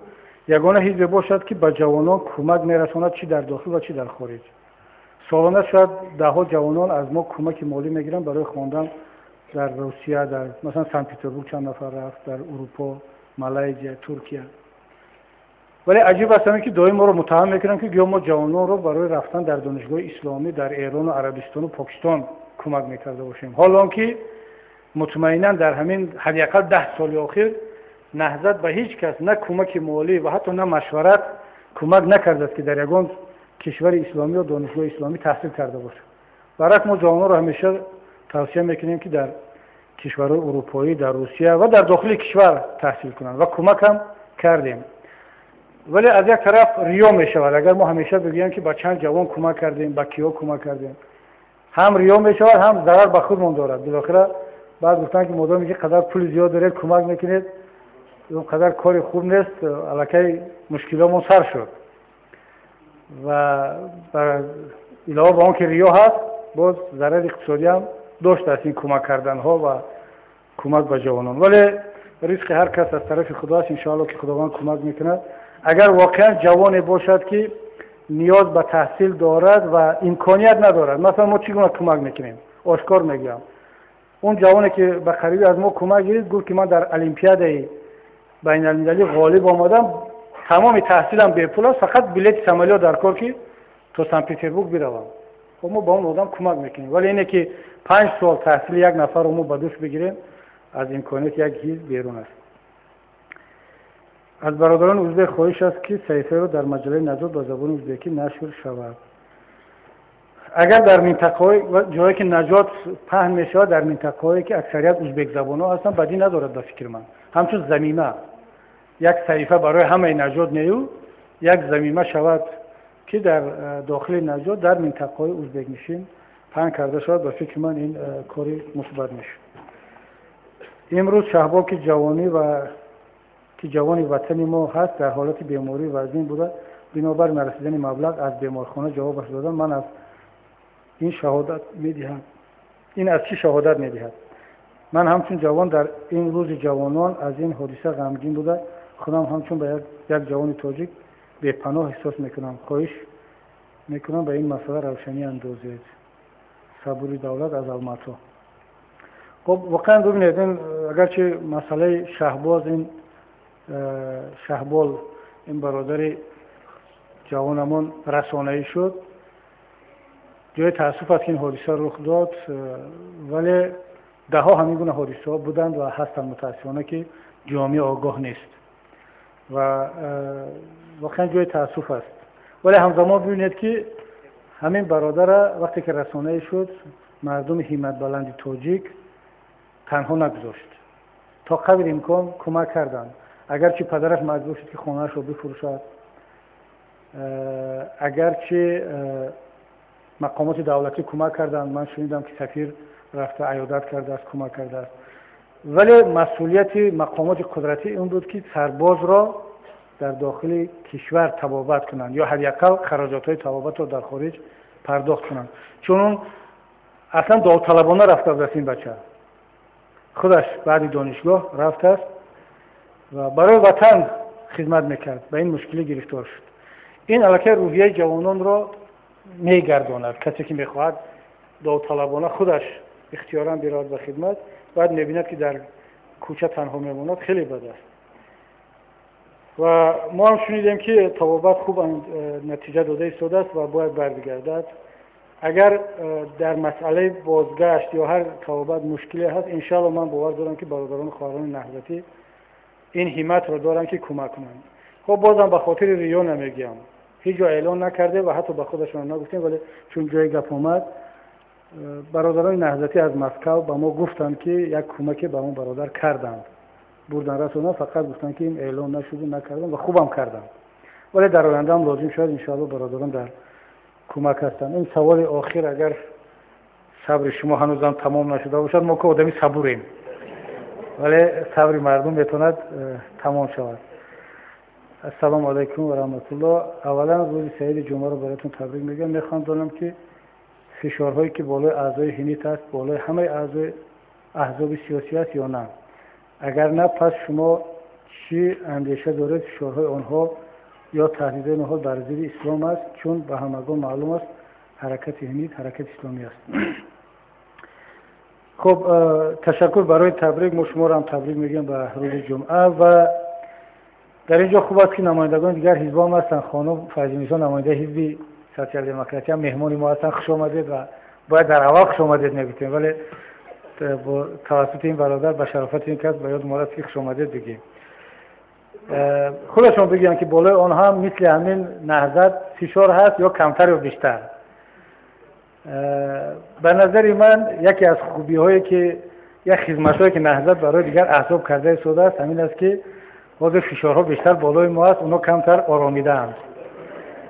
و اگر نهضت نمی بود شاید یک قسم فشارها بر سوی آنها می رفت. ولی من راستی فکر میکنم که بیشتر فشارها شاید بالای نهضت باشه، شاید. و یک برادر یک وقت یک تحلیل خوانده بودم از تحلیلگران تاجیک، از حکومت شکایت کرده بود که ما که دنیوی هستیم، در مسائل دراز مدت استراتژی در پهلوی شماییم و چرا شما نهضتی ها رو ارکه کردگید فقط بالای دنیوی ها، دموکرات ها و حزب و حرکت های اپوزیسیونی دنیوی فشار میارید؟ یک مقاله را اگر خونده باشید هم خیلی شکایتی مانند به خبرکشی بود که شما نهضت رو ارکه کردگید و نهضت کار کرده است، فعالیت دارد و میگوید که یک حزب قوی هست، ولی پیش روی سوسیال دموکرات، حزب دموکراتی و حزب‌های دیگری اپوزیسیونی رو گرفته شده. ما که در مجموع در پهلوی شما هستیم، با شما در مسائل دینی و دنیوی هم عقیده هستیم.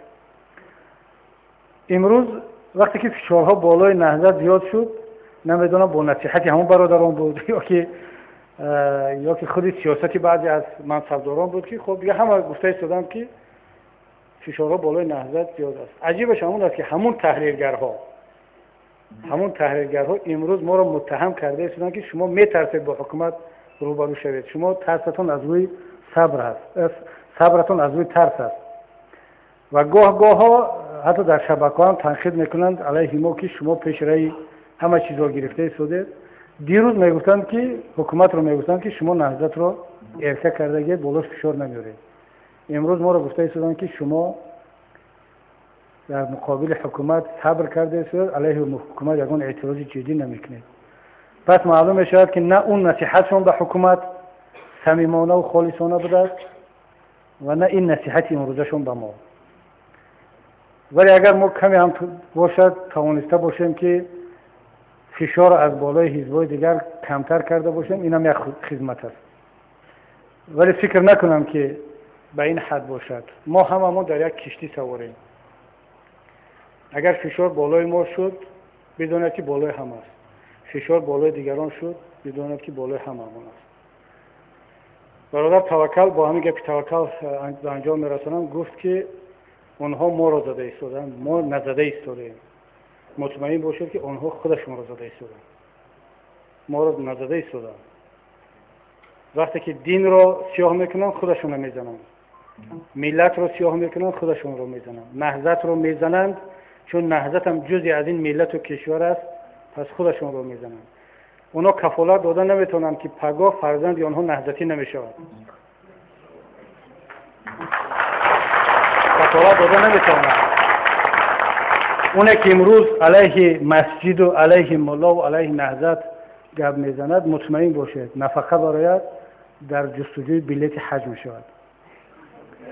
نوبت نیستد برای حج رفتن یا که گفت یک از پیش از نفقه خود رو در مسجد میبینید که در صف اولی نماز میستد. هیچ راه ندارند دیگر. امروز آنها یک عذر دارند، مقام منصب از دست ندادن این جایگاه. حتی بعضی علما هم که ما را سنگ میزنند همین عذر دارند، ولی ما و شما یگان عذر نداریم. چه عذر داریم برای تنقید اون برادران، برای سنگ زدن، برای تنقید علما؟ برعکس ما فرمان داریم، ما دستور داریم که دعوت کنیم، نصیحت کنیم، به سوی وحدت، همدیگر فهمی تلاش کنیم. خداوند همه شما را در پناه خودش نگهبان باشد تا ملاقات های بعدی. و السلام علیکم و رحمت الله و برکاته.